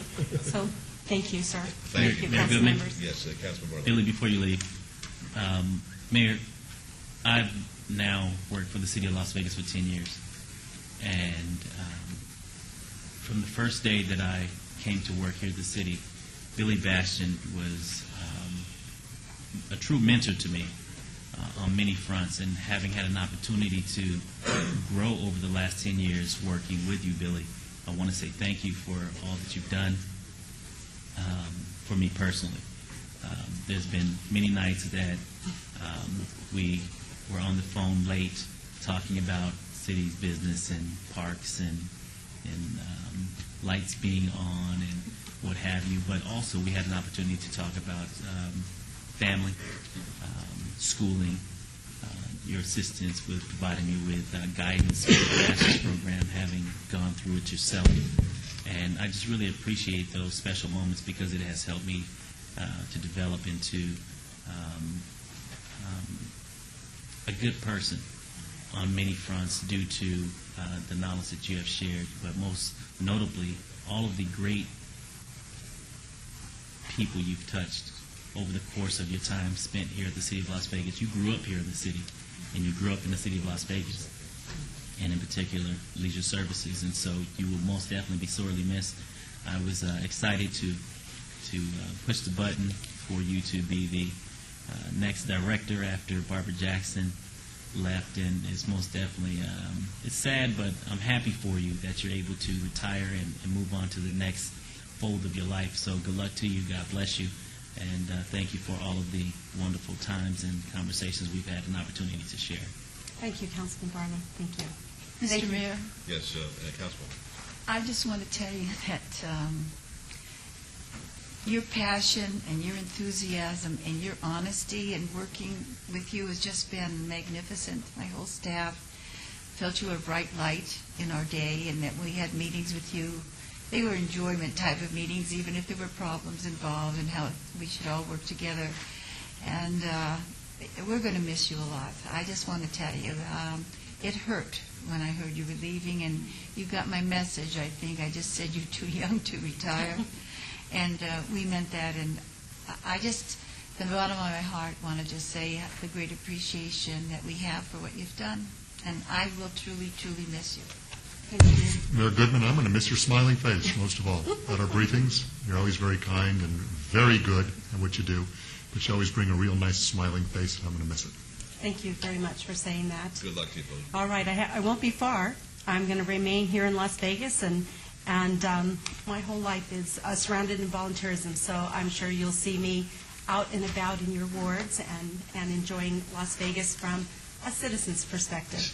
Thank you. Thank you very much. Okay, item 66 is Bill number 2010-34, revises the provisions regarding the on-site parking, storage, and repair of vehicles in residential districts. Councilman Barlow, do you wish?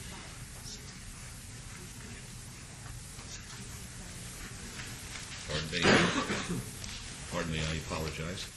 Item 65 is discussion and possible action regarding a review of work card for Leslie L. Ham, doing business at 7-Eleven's Food Store, 13690, located at 2691 West Sahara Avenue, and this is in Ward 1. Mr. DiFiore. Mayor, members of the council, this is a 6-month review of a work card appeal for Leslie Ham, employed at the 7-Eleven on Sahara Avenue. I do know that Ms. Ham has worked at 7-Eleven without incident during the last 6 months, and that she does have the support of her employer for continued employment. We're willing to go forward today with a recommendation for a permanent work card with site-specific as a condition. Very good. Do you wish to be heard, ma'am? Yes, I just want to apologize for my employers that are not able to be here today, and they know about the appeal and everything they know about today, but they're not able to be here. So I just want to apologize for that. Okay, no reason to apologize. Mr. DiFiore already spoke to them, and they assured him that you're a valued employee. Okay, thank you. Very good. Councilwoman, your motion, please. I move to follow staff's recommendation. Thank you. Let's vote, please. Post.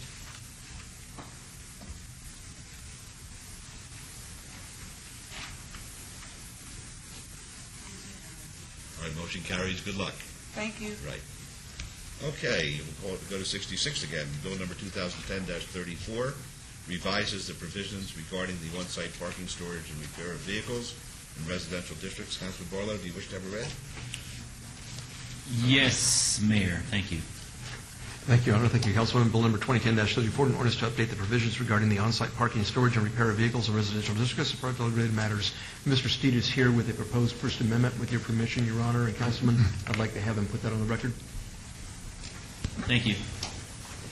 Yes, members of council, this went to recommending with a due pass recommendation, and after that hearing, we had a couple of things brought to our attention. First of all, a member of council was concerned about one of the aspects of this bill was to allow as a paving as a surface upon which you could park or store vehicles, decomposed granite and pavers and other blocks of uniform appearance. There was some concern raised about the use of decomposed granite both in front yards and in side yards, so we made some adjustments there, and in the course of doing that we discovered that one of the things that the original bill had intended to do was to prohibit completely the storage of recreational vehicles and trailers in front yards. And as it turned out, that was not going to be workable in some circumstances. So we have worked with the sponsor of the bill as well as with other members of council with a proposed First Amendment. In Regulation 1, where it talks about where you can store vehicles and under what circumstances, the proposal would be not to allow decomposed granite in the side yard unless there is screening from the public view. And also to not allow it in the front yard except in zones that are designated RA and RE. The second change would be on page 4, and you have the proposed First Amendment in front of you. That would allow the storage of recreational vehicles and trailers in front yards, but only in lots zoned RA, RE, RD, or R1. And only in those zoned RA or RE would there be allowed decomposed granite. The existing provisions of the code that place limitations on when you can have those recreational vehicles or trailers stored in the front yard would be continued. You couldn't store them closer than 2 feet from an adjacent public street or sidewalk, or you would have to demonstrate that you don't have any availability of a side or rear yard for that storage to occur. So with that, we recommend that you approve it as a First Amendment. All right, thank you very much, Mr. Speaker. I believe that, I think Councilman Ross had something to say, and then I'd be happy to hear from him. Yes, Your Honor, thank you. We've been working on improving our vehicle ordinance for some time now, and the purpose of the changes is to protect neighborhoods, update products for improving sustainability, and clarifying the code for our code enforcement teams and neighbors. This change will help our sustainability efforts by allowing decomposed granite as a surface for RV parking. We will also be limiting the inoperable vehicles in neighborhoods and the repair of vehicles in neighborhoods to protect our communities. The code is clear on what vehicles are and are not allowed, and that's existing code. All of these changes benefit the City of Las Vegas residents, and I just wanted to put those comments on the record for the benefit of the rest of the council, and express my appreciation to Mayor Pro Tem for his help. Yes, very good. And Mayor Pro Tem, and then Mr. Barlow. Sorry, Todd. I want to thank Councilman Ross for working with us in the old areas of Las Vegas. I understand what they have to do. We have to do the same thing all over the city of Las Vegas, and that's be free and equitable and treat everybody the same. And this here, I think, is going to allow us to still enforce the issues that we have in our three wards, and to do the best we can to make sure that our front yards are kept as they're supposed to be. And we're still not going to be able to park the cars up on the grass and stuff. So I appreciate working with Councilman Ross on this. Thank you. Mr. Barlow? Thank you, Rod.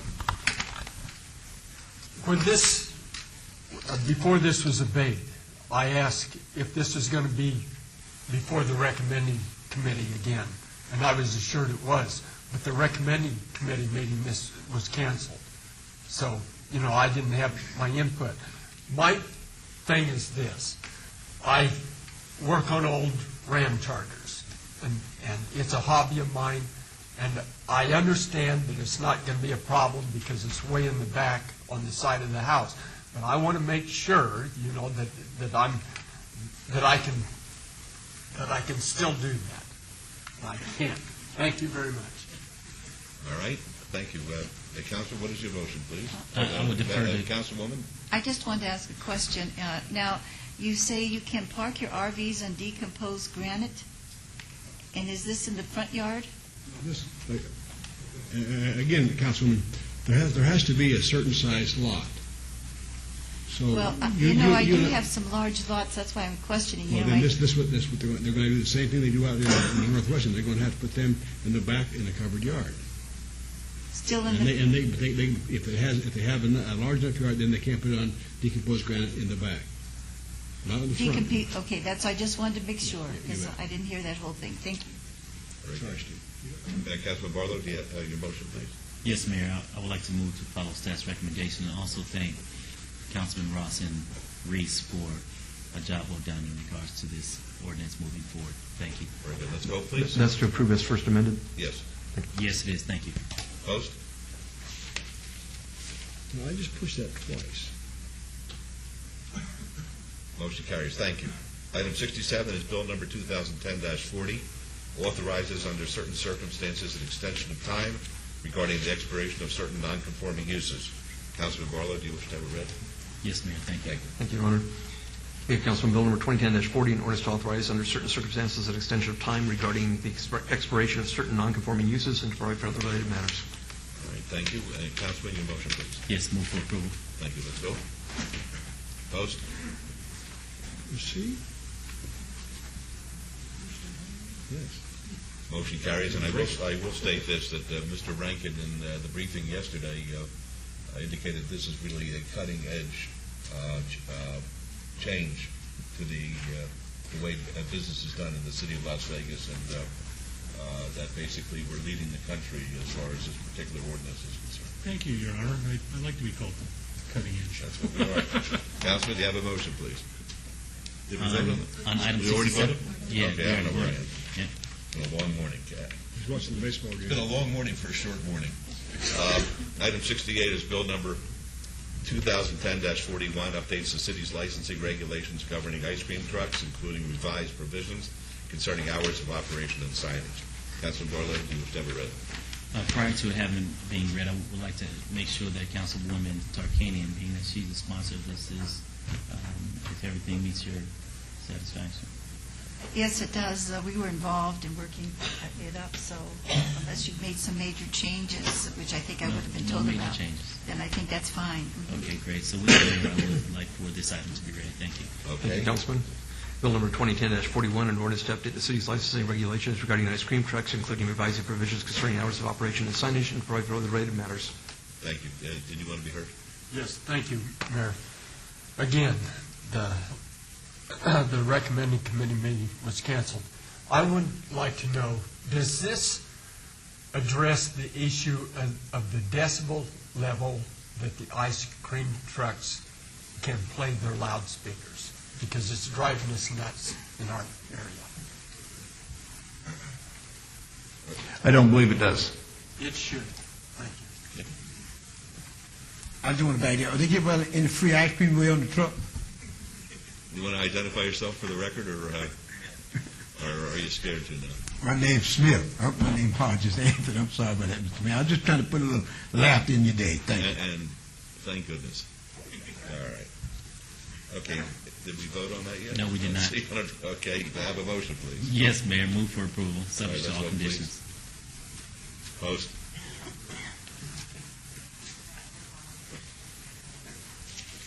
Motion carries. Thank you. Mr. Mayor, I would just like to make a comment.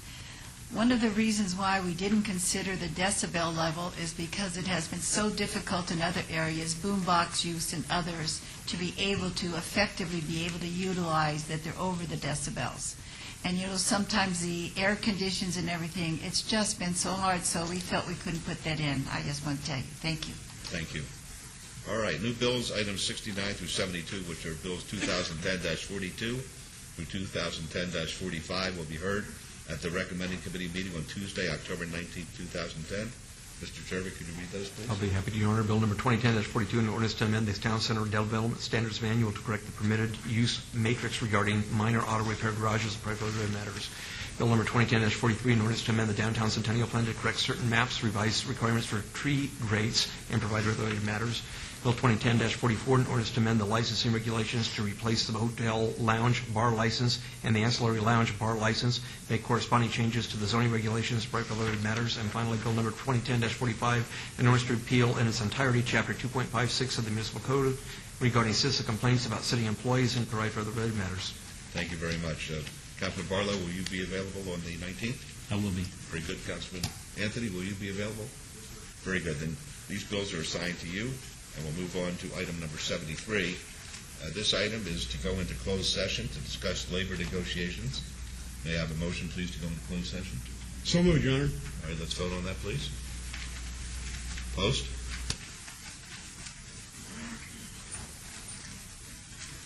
Don't leave it. Motion carries. Thank you. Ms. Fretwell, do you have any idea how long the closed session may last? Really? All right, then let's get back here. Let's say 1:30? 1:30? Or 1:15? No, 1:30. Start the afternoon session. 1:30. Yeah, and then we'll go into closed session right away. Okay, that's where we are. Are we going into closed session now? Yes, now. Yeah. Is that okay? Okay, what did you call it?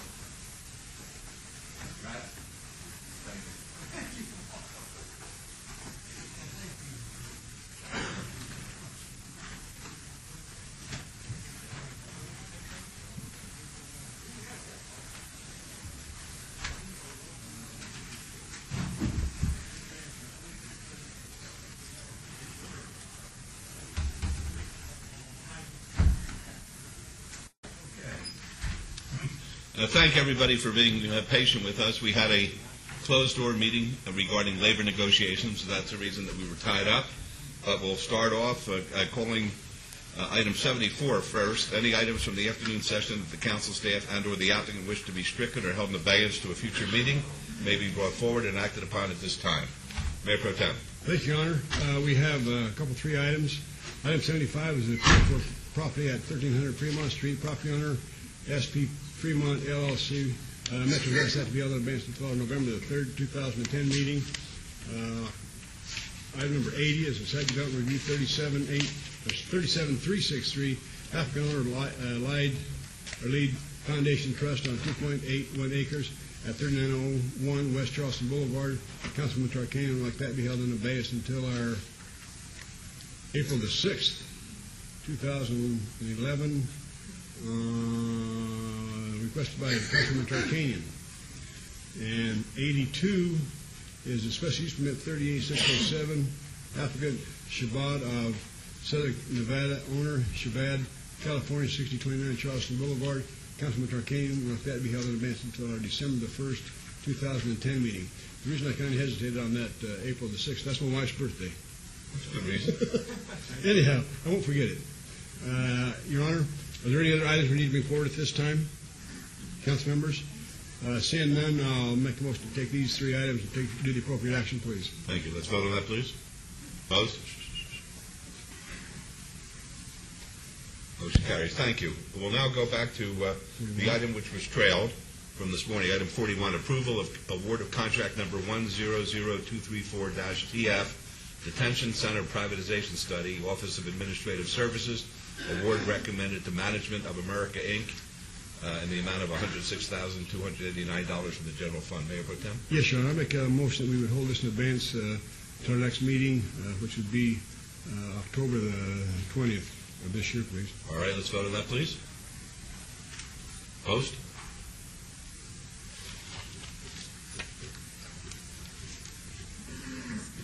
Did you want to be heard? Yes, please. Okay, fine. Well, we already had the vote. All right, okay. Let's see. Motion carries. We'll go to items 76 and 77. They're on our consent agenda. They're considered to be routine. They're recommended for approval by the Department of Planning and Development.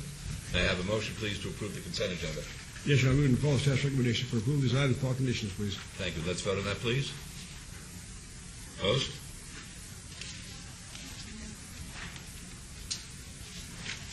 Motion carries. Thank you. Items 78 and 79. 78 is VAR 38114, request for variance to allow a 9-foot tall menu board where 7 feet is the maximum height allowed, and to allow an incidental sign, a clearance arm, that is 13 feet tall, 27 square feet in area, and contains a logo making up 67% of the sign area, where 7 feet in height, 12 square feet in area, and 50% logo coverage are allowed. 79 is MSP 38116, request for a major amendment to a previously approved master sign plan. Pardon me. The applicant owner is Seabreeze Village, Roman numeral 2, LLC. The project is located on .52 acres at the northeast corner of Buffalo Drive and Vegas Drive. The Planning Commission recommends approval, and staff recommends denial of both of these items. These items are in Ward 1. They're public hearings, which I now declare open. Are you representing the applicant, sir? I am. All right. Please tell us who you are, and we'll be happy to hear from you. My name is Steve Rosenblum with National Sign and Marketing Corporation and VISCO, or Visual Information Systems Corporation. We represent the applicant, Seabreeze Village, and be happy to answer any questions. All right. Very good. Do any of the council members have any questions at this time? Folks, a public hearing, if anyone would like to be heard.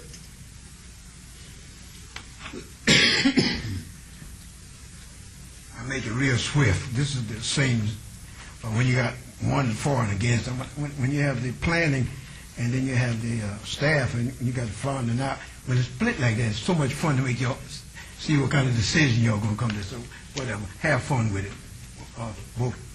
Both 78 and 79, okay? Thank you. Anybody else like to be heard at this time? Seeing none, we'll close the public hearing. Councilwoman Tarkanian. You're Steve, right? I am. Okay, and Stephen, you and I spoke yesterday. Absolutely. And the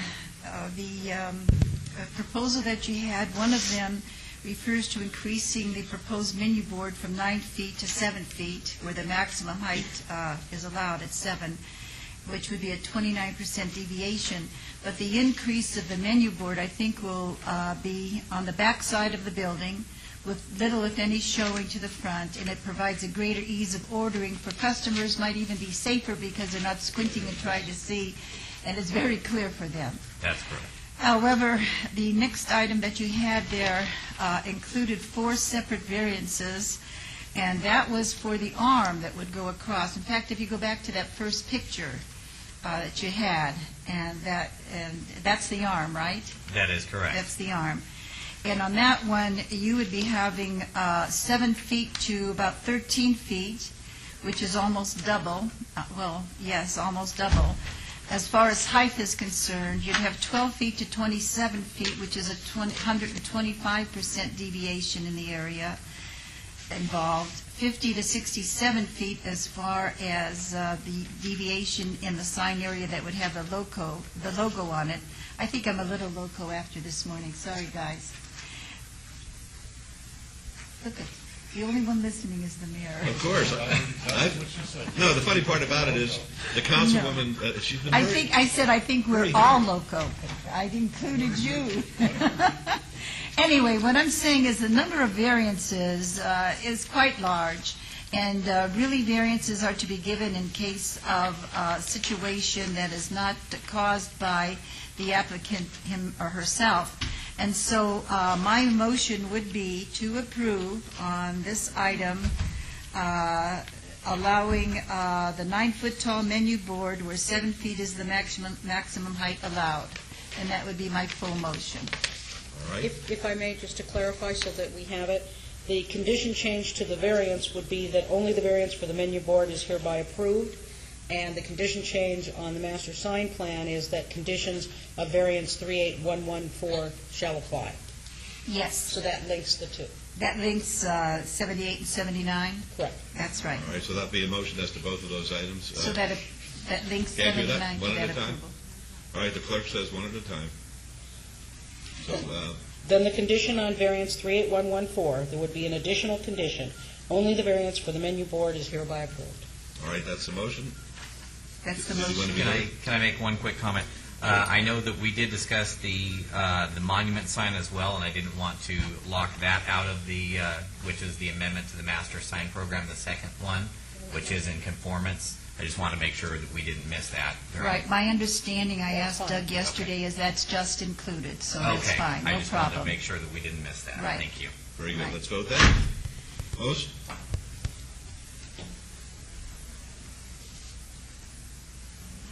Motion carries. Thank you. And 79, please. And then 79, would you repeat that again, Margot, just so I have... Yes, Mayor and Councilwoman, we would add a condition to MSP 38116, the condition of variance 38114 shall apply. And that's my motion. Very good. Let's vote, please. Opposed? Motion carries. Good luck to you, sir. Thank you. You're welcome. 81 is RQR 38940, required review, public hearing. The applicant is Clear Channel Outdoor. The owner is Reesford Paul and Hyatt Trust. Required review of an approved special use permit for a 14-foot by 48-foot off-premise sign at 1701 South Decatur Boulevard in Ward 1. The Planning Commission and staff both recommend approval, subject to conditions. It's a public hearing, which is now open. Yes, sir. Good afternoon, Rod Carter on behalf of Clear Channel Outdoor. We concur with all the conditions and we respect your approval moving forward.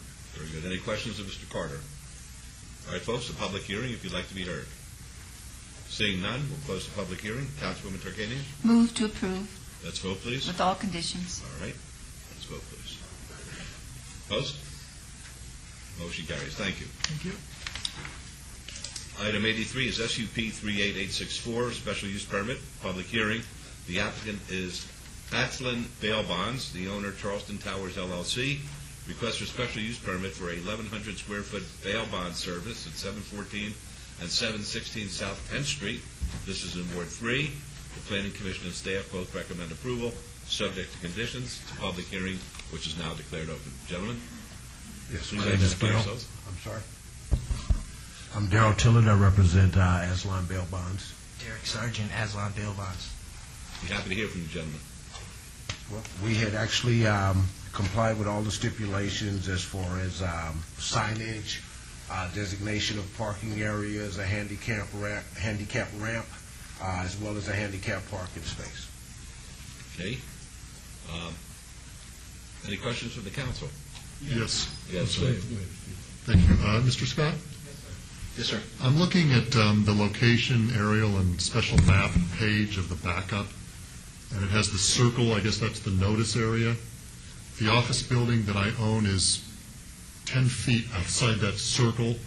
If I was in that circle, would I have that same disclosure that we normally make where my property will not be affected any differently than any other property, so I feel comfortable that I can vote on this? That's correct, and because it's not within that notification ring, you don't need to make that disclosure. Well, just out of an abundance of caution, because I think that notification ring touches my parking lot.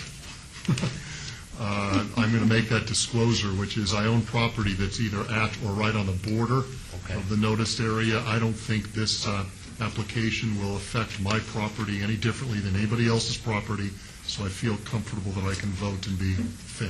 Thank you. Thank you. Public hearing, folks. Thank you. Todd Harlow, 240 North 19th Street. During the Planning Commission meeting, we had assurances that the landscaping was going to be nice, and I want to make sure of that. Thank you very much. Mr. Farlow, I am too. I'd like to see a picture. What are you going to do with the landscaping over there? The landscaping, we're using rocks. That's not very pretty. Oh, nobody informed us that we had to do anything. You haven't come and met with me, so I have no idea. I know what staff, when the staff briefed me, I know what they told me, but I never seen any type of plan at all for any kind of landscaping at all at this location. Actually, I got thrown into this late. The young lady that was handling it, Corina Alfaro, she recently left our employ, so... I'm going to ask you to hold this in advance for 2 weeks, Sean, so I can have a chance to meet with these people. And I would like to see, in 2 weeks, I'd like to see some type of a landscaping present at our meeting. Okay. All right, so gentlemen, what that means is in the next 2 weeks, call the Mayor Pro Tem's office, set up an appointment with him, Okay. and make sure that you get this resolved to everyone's satisfaction. Not a problem. Very Thank good. you. Thank you. That's the motion. Did you want to be here? Or? Since y'all won't for a couple of weeks, forget it. Okay, fine. Let's vote on that then. Post? Thank you. Motion carries. Thank you. Item 84 is SUP 38866, special use permit, public hearing. The applicant is Leslie Wilburn. The owner is Luke Lobato, LLC. The request for special use permit for a 775 square foot massage establishment with waivers of the distance separation requirements to allow 100 feet from a school where 400 feet is required, 0 feet from a residential use where 400 feet is required, and 230 feet from another massage establishment where 1,000 feet is required at 9061 West Sahara Avenue in Suite 104. This is in Ward 2. The staff recommends denial. The Planning Commission recommends approval. It's a public hearing which is now open. Yes, ma'am. My name is Leslie Wilburn. I'm the applicant. I was just here for approval. Okay. Did you want to tell us anything about your establishment? Is there a way I can show the brochure? Yes, certainly. We have the overhead. If you just put it in the middle of the screen there. We have the overhead, please. It has to be within the box. This middle box here? Yes, please. Oh.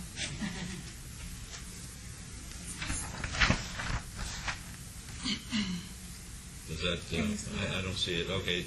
Could you make it a little more clear? Not you. Yeah, let them, right there is perfect. And let's see whether they could focus in. And that's pretty tough because you have things underlined and everything. But why don't you go about and tell us what you want us to I didn't have that last time. Basically, it's a family massage practice, which we don't have here, and I think is very important. I'm an ex-nurse in the military, so I have a lot of medical background, and I'm specialized in body care from infantry all the way up to elderly. So what I want to bring to the Valley, just to kind of educate everybody, because infant massage, children massage, sport, everything from youth to coaches to just everybody in general, has kind of gone, without education. So I want to pretty much bring that to the Valley. Like I said, from infants, teach moms how to do infant massage, youth massage, regular adult massage, everything from classes, pretty much anything you can think of is what I want to have in this practice. And like I said, there's now one here in Vegas. Probably the closest one is in California. So I think it's really important just to get those words out, especially for those that hear the word massage and automatically think a negative thought. For those people, if they can just please come out and see what it's about, because all massage is not negative. This is very legit and therapeutic and beneficial. All right, thank you. Are there any questions, Ms. Wilburn? Okay, folks, it's a public hearing. If anyone would like to be heard, please identify yourself for the record. My name is Anthony Hart. I live 123 David. This, according to what I've been reading here, and you got, the variances, and then you have the denial by staff, and then you have approval by the commission. The point is, it's got, various areas where it falls within certain criteria.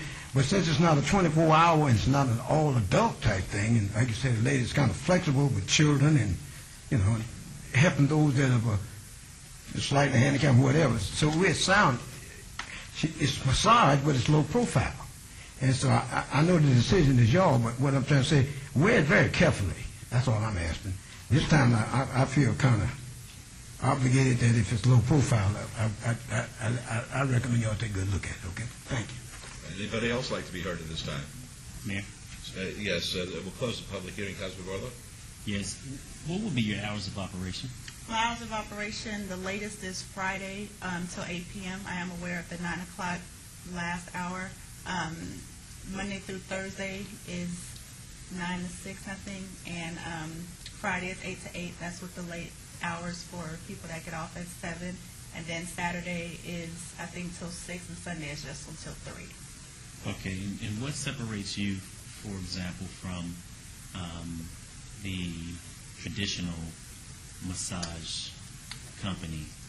What is it that you specialize in or do differently than the average massage license? Okay. I've been working for high-end spas here for the last 6 years, and the thing that separates me first off is they cater to adults only.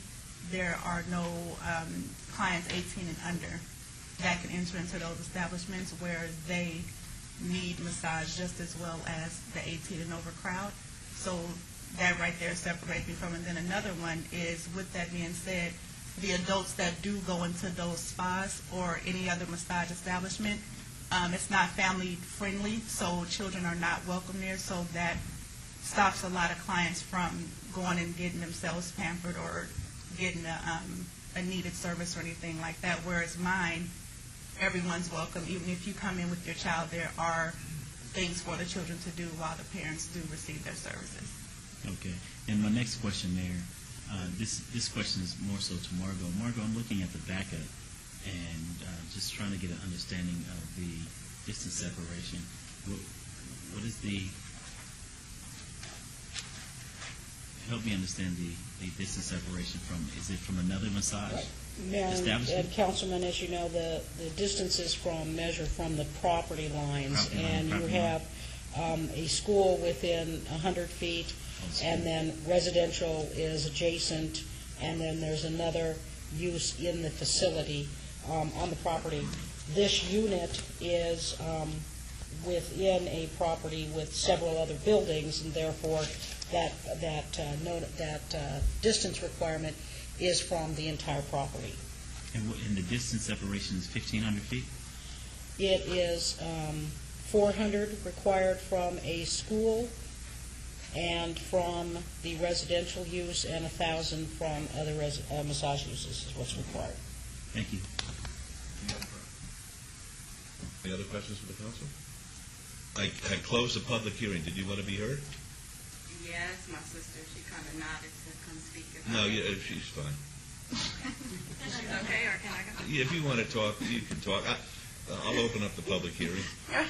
Sorry. My name's Kenesha Matlock, and I'm just here to support my sister because I do a lot of community service and volunteer for cheerleading around the community, and we get a lot of pulled muscles, and she's been very supportive to actually offer her services for free to my girls, and it's been very beneficial for the past 6 years. And I'm just here to support her. Good. Well, that's very nice. Thank you. Close the public hearing then. And this is Councilman Wilson. Thank you. Leslie, welcome. I did watch your presentation at the Planning Commission meeting, and I was very impressed with the fact that you are offering something that's a little different. This is not what we would call a typical massage therapist's business, because you intend to offer this to the whole family, not just adults. Is there really a market, though, for infants and children to need this kind of service? Yes. The infant market will grow once the parents learn about it, but as far as youth, especially the school-age child, and almost every child in the Valley is an athlete in some type of sport, whether it's a sport for the community or a sport for school. Very, very important for the longevity of the sport. Depending on the sport, I specialize in every sport. So just to So there's not as many, like you said, pulled muscles or broken bones or anything like that is very important to keep that child maintained. Tell me about your background again. Did you say you were ex-military? Ex-military, I was a nurse in the Navy for 8 years. Okay, and you've been a massage therapist at a private hotel here for 6 years? For 6 years. Green Okay. Valley Ranch and Golden Nugget, as well as my in-home private practice I've been doing. Okay, so you've been a massage therapist for 6 years? Okay, and you want to open up your own business? Yes, You're I tired, have my own practice. you're tired of working for somebody else, you want to go out on your own and open up your own business? That's kind of all I know. My grandfather was one of the first entrepreneurs here in Vegas with Larry Sight and Sound, so I was kind of raised as an entrepreneur. Normally, I would be a little cautious about allowing another massage business so close to a residential area, but I'm thinking about making a motion to give you a try. In your justification letter, you emphasize infant massage therapy, sport massage for kids and adults, foot and scalp massage, injury massage, as well as small spa parties for kids and adults. If you were to guesstimate what portion of your business would be for those kinds of services other than for single adult services, could you do that? Probably about 75%, but Okay. with the single adult services, most of those as well are injury related or medically related. Okay. So And in your justification letter, you say that your hours of operation will be 8 a.m. to 6 p.m., Monday through Thursday, 8 a.m. to 8 p.m. Friday and Saturday, 9 a.m. to 3 p.m. on Sunday. and it's changed a little slightly. Okay. From that. When you say your hours of operation will be such and such, does that mean that business closes, or you take your last appointment up till the time of closing? If it's open till 8, the last appointment is at 7. Okay, so if it's open till 8 o'clock, Everything is patrons done are gone at 8 o'clock? Absolutely. Okay, so what are you proposing now for your hours of operation? Because you just said it's different from your justification It's just letter. a little different. Tell me what you're proposing. Monday through Thursday is 9 to 6, Friday is 10 to 8, Saturday is 8 to 6, and Sunday is 9 to 3. You went real fast. Oh, Monday I'm through sorry. Monday through Thursday, 9 to 6. 9 to 6, Friday 10 to 8, Saturday 8 to 6, and Sunday is 9 to 3. Okay, and you will agree that the business will be closed at those hours, not taking your last appointment? Right. Okay. You said that you are going to be the sole therapist in your practice, but you may have other massage therapists on call. Yes. You understand that if you do have other massage therapists on call, they have to be licensed? Yes. Okay. Are you going to be careful in who you hire? Yes. Because this is your business. Yes. And you want to protect your business. Is that right? Absolutely. Okay. Can I do, I guess this would be a question for Margot, a 6-month review? Marion, Can I make a motion Councilman? for approval with a 6-month review? We have a condition proposed at this time, and you may amend that as you see fit. It reads that an administrative review shall be required 1 year after issuance of the business license. You may, of course, change that if you're thinking 6 months, and then you may choose if you want it to be administrative or public hearing. I'm all in favor of your business. I want to give you an opportunity to do well, but I'd like you to come back in 6 months just to make sure everything's doing good. Okay? So my motion would be, are we ready for a motion? No, I have one question. Ms. Welbert, will my picture be in the massage parlor? Absolutely. Will you be at the grand opening? If I'm invited, I certainly will. I'm going to add a condition. The condition, and this is for your own good, that you not have a picture of Mayor Goodman, because the last massage therapist business that had a picture of Mayor Goodman went out of business. Am I right? Well, we closed them down and took their license. That's what happened. Closed them down and out of business is kind of the same thing. All right, then we're ready for a motion. My motion is for approval, consistent with the Planning Commission's recommendation for this special use permit, with a 6-month review before council, with the hours as Leslie has proposed. And if I may, I have the one that would be a change to condition number 1. There shall be a review 6 months after issuance of business license at a public hearing of the City Council. And I just want to check to make sure that we will amend condition number 5 to indicate that the business shall be open only 9 to 6 Monday to Thursday, 10 to 8 Friday, 8 to 6 Saturday, and 9 to 3 Sunday. Why do you want to close on Saturday at 6 when you're going to be open until 8 on Friday? Because I only wanted to do one late day. Okay, good. So far. That's good. Okay, yes, with those conditions, as amended, my motion is for approval. Well, let's vote, please. Host? Question real quick. If my hours do change, is that something I need to bring before you? Not before us, but to the city's attention.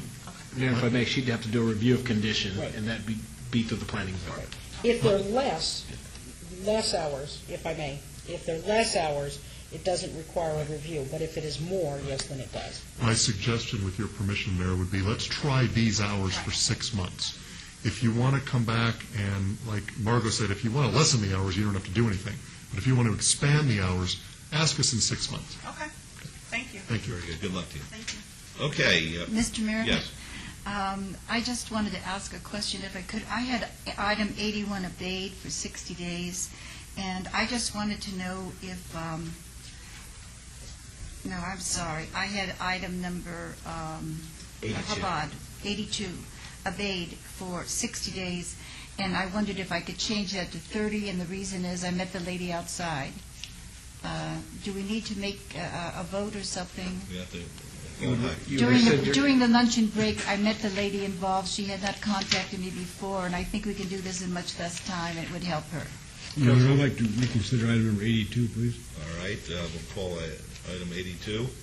Let's have a motion on the reconsideration first. Please vote. Opposed?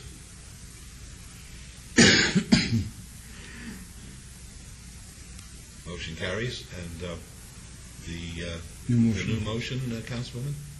The new motion is to obey for 30 days rather than 60, 30 days. Okay, and that's what date? Very good. That's the motion. Let's vote, please. Host? Thank you. Motion carries. Thank you. Item 85, Madam Clerk, would you please set the public hearing dates and appeals from the City Planning Commission meetings and dangerous buildings or nuisance litter abatements? Thank you. 86 is citizens' participation. Public comment during this portion of the agenda must be limited to matters within the jurisdiction of the City Council. No subject may be acted upon by the City Council unless that subject is on the agenda and is scheduled for action. If you wish to speak to us, please step up to the mic, give us your name, and we'll put the 3-minute timer on. Ms. Bridges. Mr. Farlow. Thank you. Todd Farlow, 240 North 19th Street. Council, on the 17th of September, on the public broadcasting network, there's a program called Need to Know. And it brought out a problem with residential care facilities. This one happened to be in Seattle, Washington. Excuse me, because I get mad on this. The city had cut back, because of budget cuts, had cut back on the overseeing of the thing. They cut back on the personnel.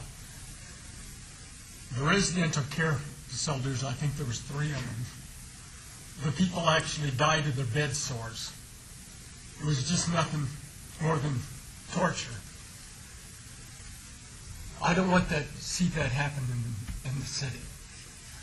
And I know that we have to make the budget cuts and that, but during the Planning Commission, we have more residential care facilities coming back for approval.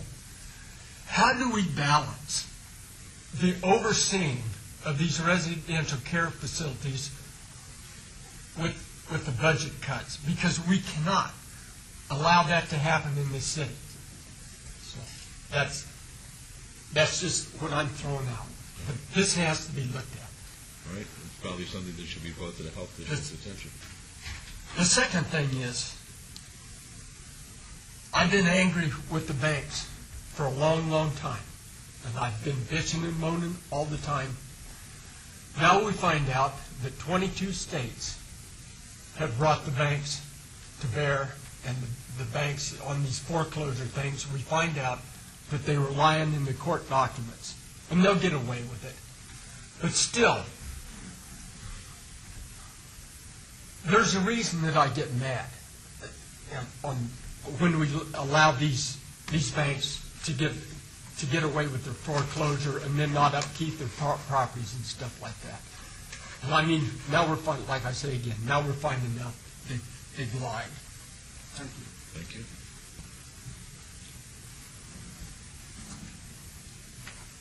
Hello, my name is the Lord Jesus Christ, also known as Art Joshua Collins. As many of you know, Jesus, the name Jesus comes from Joshua Yeshua. Recently I have a website put up, www.jesushasreturned.tk. For those interested, that's jesushasreturned.tk. And just to remind people, the recession is a result of the judgment of God. Revelation 18:11 says the merchants will weep because no one buys their cargo anymore when Christ comes to judge. At the showdown on Four Master Street, the trial that I won last year was the judgment of God that everyone's waiting for Christ to come and judge in righteousness. I am the Christ, the anointed one, to fight for the poor and the meek of the earth. And recently I heard a statement from Councilman Barlow in the paper that he didn't want to see homeless parks. And that really grieved my spirit. And I know that from 2007 to 2009, the unemployment rate has tripled. So obviously we're going to have a lot more homeless people out there, homeless families. And I would encourage Councilman Barlow to repent and to consider the poor and not be arrogant and haughty and proud and to look at the people that are on the bottom of society that need some help. You know, more than just saying, well, all the homeless are bad. There's a lot of rich people that are bad and wicked and headed right for hell. And the people that don't consider the poor and come against me, the Lord, are going to go to hell also. You have anything to say? Councilman Barlow? You're the one who's speaking, sir. I'm just asking him. Please continue. Okay. But also I was hoping to see Mr. Jerbick. Is he here right now to talk to or at all? Or I wanted to bring something up with him. Is he here? Not here. Not here? Okay. Also, just to remind the City Council, under Nevada Revised Statutes, Chapter 201, you're to uphold good morals and public decency, as I've warned you multiple times, and that's not happening. That's treason under NRS 196. Also, under state law, abuse, neglect, exploitation, and isolation of older persons and vulnerable persons, is illegal. That includes depriving food, shelter, and clothing and needed services which are necessary to maintain physical and mental health. And by jailing homeless people or homeless veterans, whoever they are, you know, that's obviously neglecting, exploiting, isolating, and abusing poor people and people that are in vulnerable positions. So I encourage the council to obey the laws of the land that are already in place as well as God's laws. Thank you. Thank you. Anybody else? Mayor Goodman? Yes. Right before this, I'll just speak. I just want to, for the record, I just want to just clear the air just real briefly as it relates to my comments that were brought forward in the media as of recently as it relates to the James Gay Park. Our parks, no matter what community they're in, parks are there for a purpose for individuals to come in and enjoy themselves. There are places in which the homeless cannot encamp, and one of those areas within the city are within our parks, as far as making it a permanent place of habitat and refuge 24 hours. And so for that, my comments were that it's okay for anyone to visit our parks. However, the parks are not designed to house 24 hours, 7 days a week, individuals who take up habitat on city's property in that respect. So I just wanted to just make sure that my comments were clear for the record as it relates to the reversion of the James Gay Park that once was a children's park is now split for family and children. So I just wanted to make sure that that was clear for the record, sir. Thank you. Thank you. Yes, sir. My name is Ed Hodge. I live 123 Davis. I'm going to make it real fast. We know that we're getting more and more homeless people in our great nation, but the parks is for the recreational for everybody, and the homeless are welcome to go out there and recreate too. And if they want to get a little nap or whatever, and kind of help themselves out too. But to set up tent, and just plain move into the park, well, that shouldn't be acceptable. So, Barlow, sometimes when you say something, you have to explain yourself to the purpose that it's well taken. Sometimes things are thrown out of context because we don't say, to cover the whole situation. So what I'm trying to say, I'm against anybody living in the park. Well, my wife told me I live. I'm just joking, whatever. But anyway, all I'm trying to say is that we shouldn't take that as and blame it all on you. That ain't fair. Because my wife is concerned about that park that's in Reach District over there on Maryland and Charleston, whatever, that one. And I don't know what they're going to do with that park, but my wife said the homeless need to have somewhere to go to the bathrooms and whatever, so on. So it is a park. And as long as the homeless, like everybody else, is going in and out on a limited situation, then that's acceptable, okay? But I'm here today to talk about the upcoming election for next year for your office, and my wife told me that. But see, Oscar, I'm so hurt over, I'm more hurt over that three-term thing that you got caught in than even you, because I think that's wrong. See, the mayor's position is a local government, and the state has no business creating that 3 and out. That's a joke. I mean, somebody need to get that repealed as quick as possible. I'm going to be leaving in a minute, but I'm also going to say, Mr. Ross, I need your attention, please. It's all about you. Hang on a minute, Mr. Reese. Mr. Ross, I know, I hear you finna run for the, for the mayor and whatever. And I was over there at the county yesterday, and that's the one thing about me. I have the records to prove everything. Mr. Brown, okay, if he had his way, you wouldn't be sitting up there. You wouldn't be sitting up there. You understand what I'm saying? Hey, I got the proof to prove. The man, him and you both, y'all came on with Jan in her second term. That ain't the point. You know what I'm trying to say? Young man, I fought to get you up there. You get it? Are you listening? That's proof to prove it. I don't even need to go there. But the name of the game is, this man want to come in the back door to your job, Oscar. And I feel, my wife told me, said, don't get involved. Oscar, I'm hurt over you leaving, man. Don't you know you're a great man? Today. Whatever. But anyway, but Mr. Ross, I just want to let you know, since you haven't been on the council that long, you understand? You have a chance. But I don't get to put it on that. But Brown, I ran him over like a Mack truck yesterday, and if you want, bring him out. Because he ain't coming in the back door. I'm sorry, quick, give me that quick 3 minutes then. You didn't knock that off. Have a good day. But I want to let you know, you're up against it on your own. But Brown, I'm wiping him out legally. I can do it. You're a good man. Thank you. Oh, boy. No, it's terrific. It's great. I think I'll let everybody speak a second time. No, I'm just kidding. Just kidding.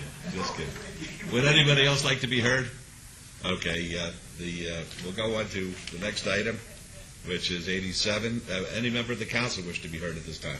Yes, Mayor, if I may. I just want to let the folks know at home, October 16th, which is a Saturday, I'm following Councilman Anthony's fine example of his shredded events, which turned out to be very successful, the first one I did, Councilman, so thank you for bringing that to bear. That will be October 16th, 10 a.m. to noon at Centennial Hills Active Adult Center. And then, of course, our famous movie in the park at Centennial Hills Amphitheater on October 22nd at 8 p.m. And for those of you that don't know how to, it will be How to Train Your Dragon. So I'd love to see families out there. It's free. Bring the kids. Bring a blanket. Thank you. Anybody else? Yes, Mayor Goodman, thank you. I've got 2 things to talk about. The first thing is I have another missing child to tell you about this week. Today's child is only 14 years old and has been missing since September 10th. Please turn your attention to the screen and take a look at this picture of Erica Cortez. She is a runaway and was last seen in the vicinity of Swenson and Twain. She was wearing blue jeans and a red shirt. Erica frequents the Pinewood Apartments on Swenson and also the Palo Verde and Sierra Vista area. Erica is 5 feet 4 inches tall and weighs 110 pounds. She is Hispanic, has brown eyes and brown hair. She has also a scar on her left arm. Erica may be in the company of a 19-year-old Hispanic male named Joshua, who also is known as Bravo. The more people looking for this young lady, the better, because as I've stated before, through my efforts and the efforts of others, we've located about 3 or 4 of these missing runaway children in the last couple of months. This information is provided to me prior to each meeting by the Nevada Child Seekers and is also available on their website at www.nevadachildseekers.org. So if you know where Erica is, please contact Nevada Child Seekers. Mr. Council. It wasn't shown? It was shown on ours. I'm sorry it wasn't up there. Yeah. Okay. It was on our screen. And more importantly, hopefully it was shown to our viewers at home. The folks at home, that's Yeah. right. Secondly, when you're done shredding things over in Councilman Ross's ward, on October 16th, we're hosting our second annual Trunk or Treat Classic Car Show and Free Halloween Festival. So go shred and then trunk or treat out in Ward 2. Councilman, can we come to that? Absolutely. Personal invitation. But you have to wear a costume. This isn't good enough. Well, you're wearing your costume. This trunk or treat event will be from 10 a.m. to 2 p.m. on Saturday, October 16th in the parking lot of the Veterans Memorial Leisure Services Center in Summerlin, right next to Palo Verde High School. In addition to the great classic cars, which will be decorated for Halloween, there'll be fun activities for the kids, including free craft projects, face painting, jump houses, and games. The Lee Discovery Children's Museum is bringing out an activity for the kids, and Debbie Levy with Art Starts Here is providing a free make-your-own Halloween mask art project. Additionally, we're going to have live music from the band Route 66, food, community vendors, and most importantly, there's a company called Roos and More, R-O-O-S and More.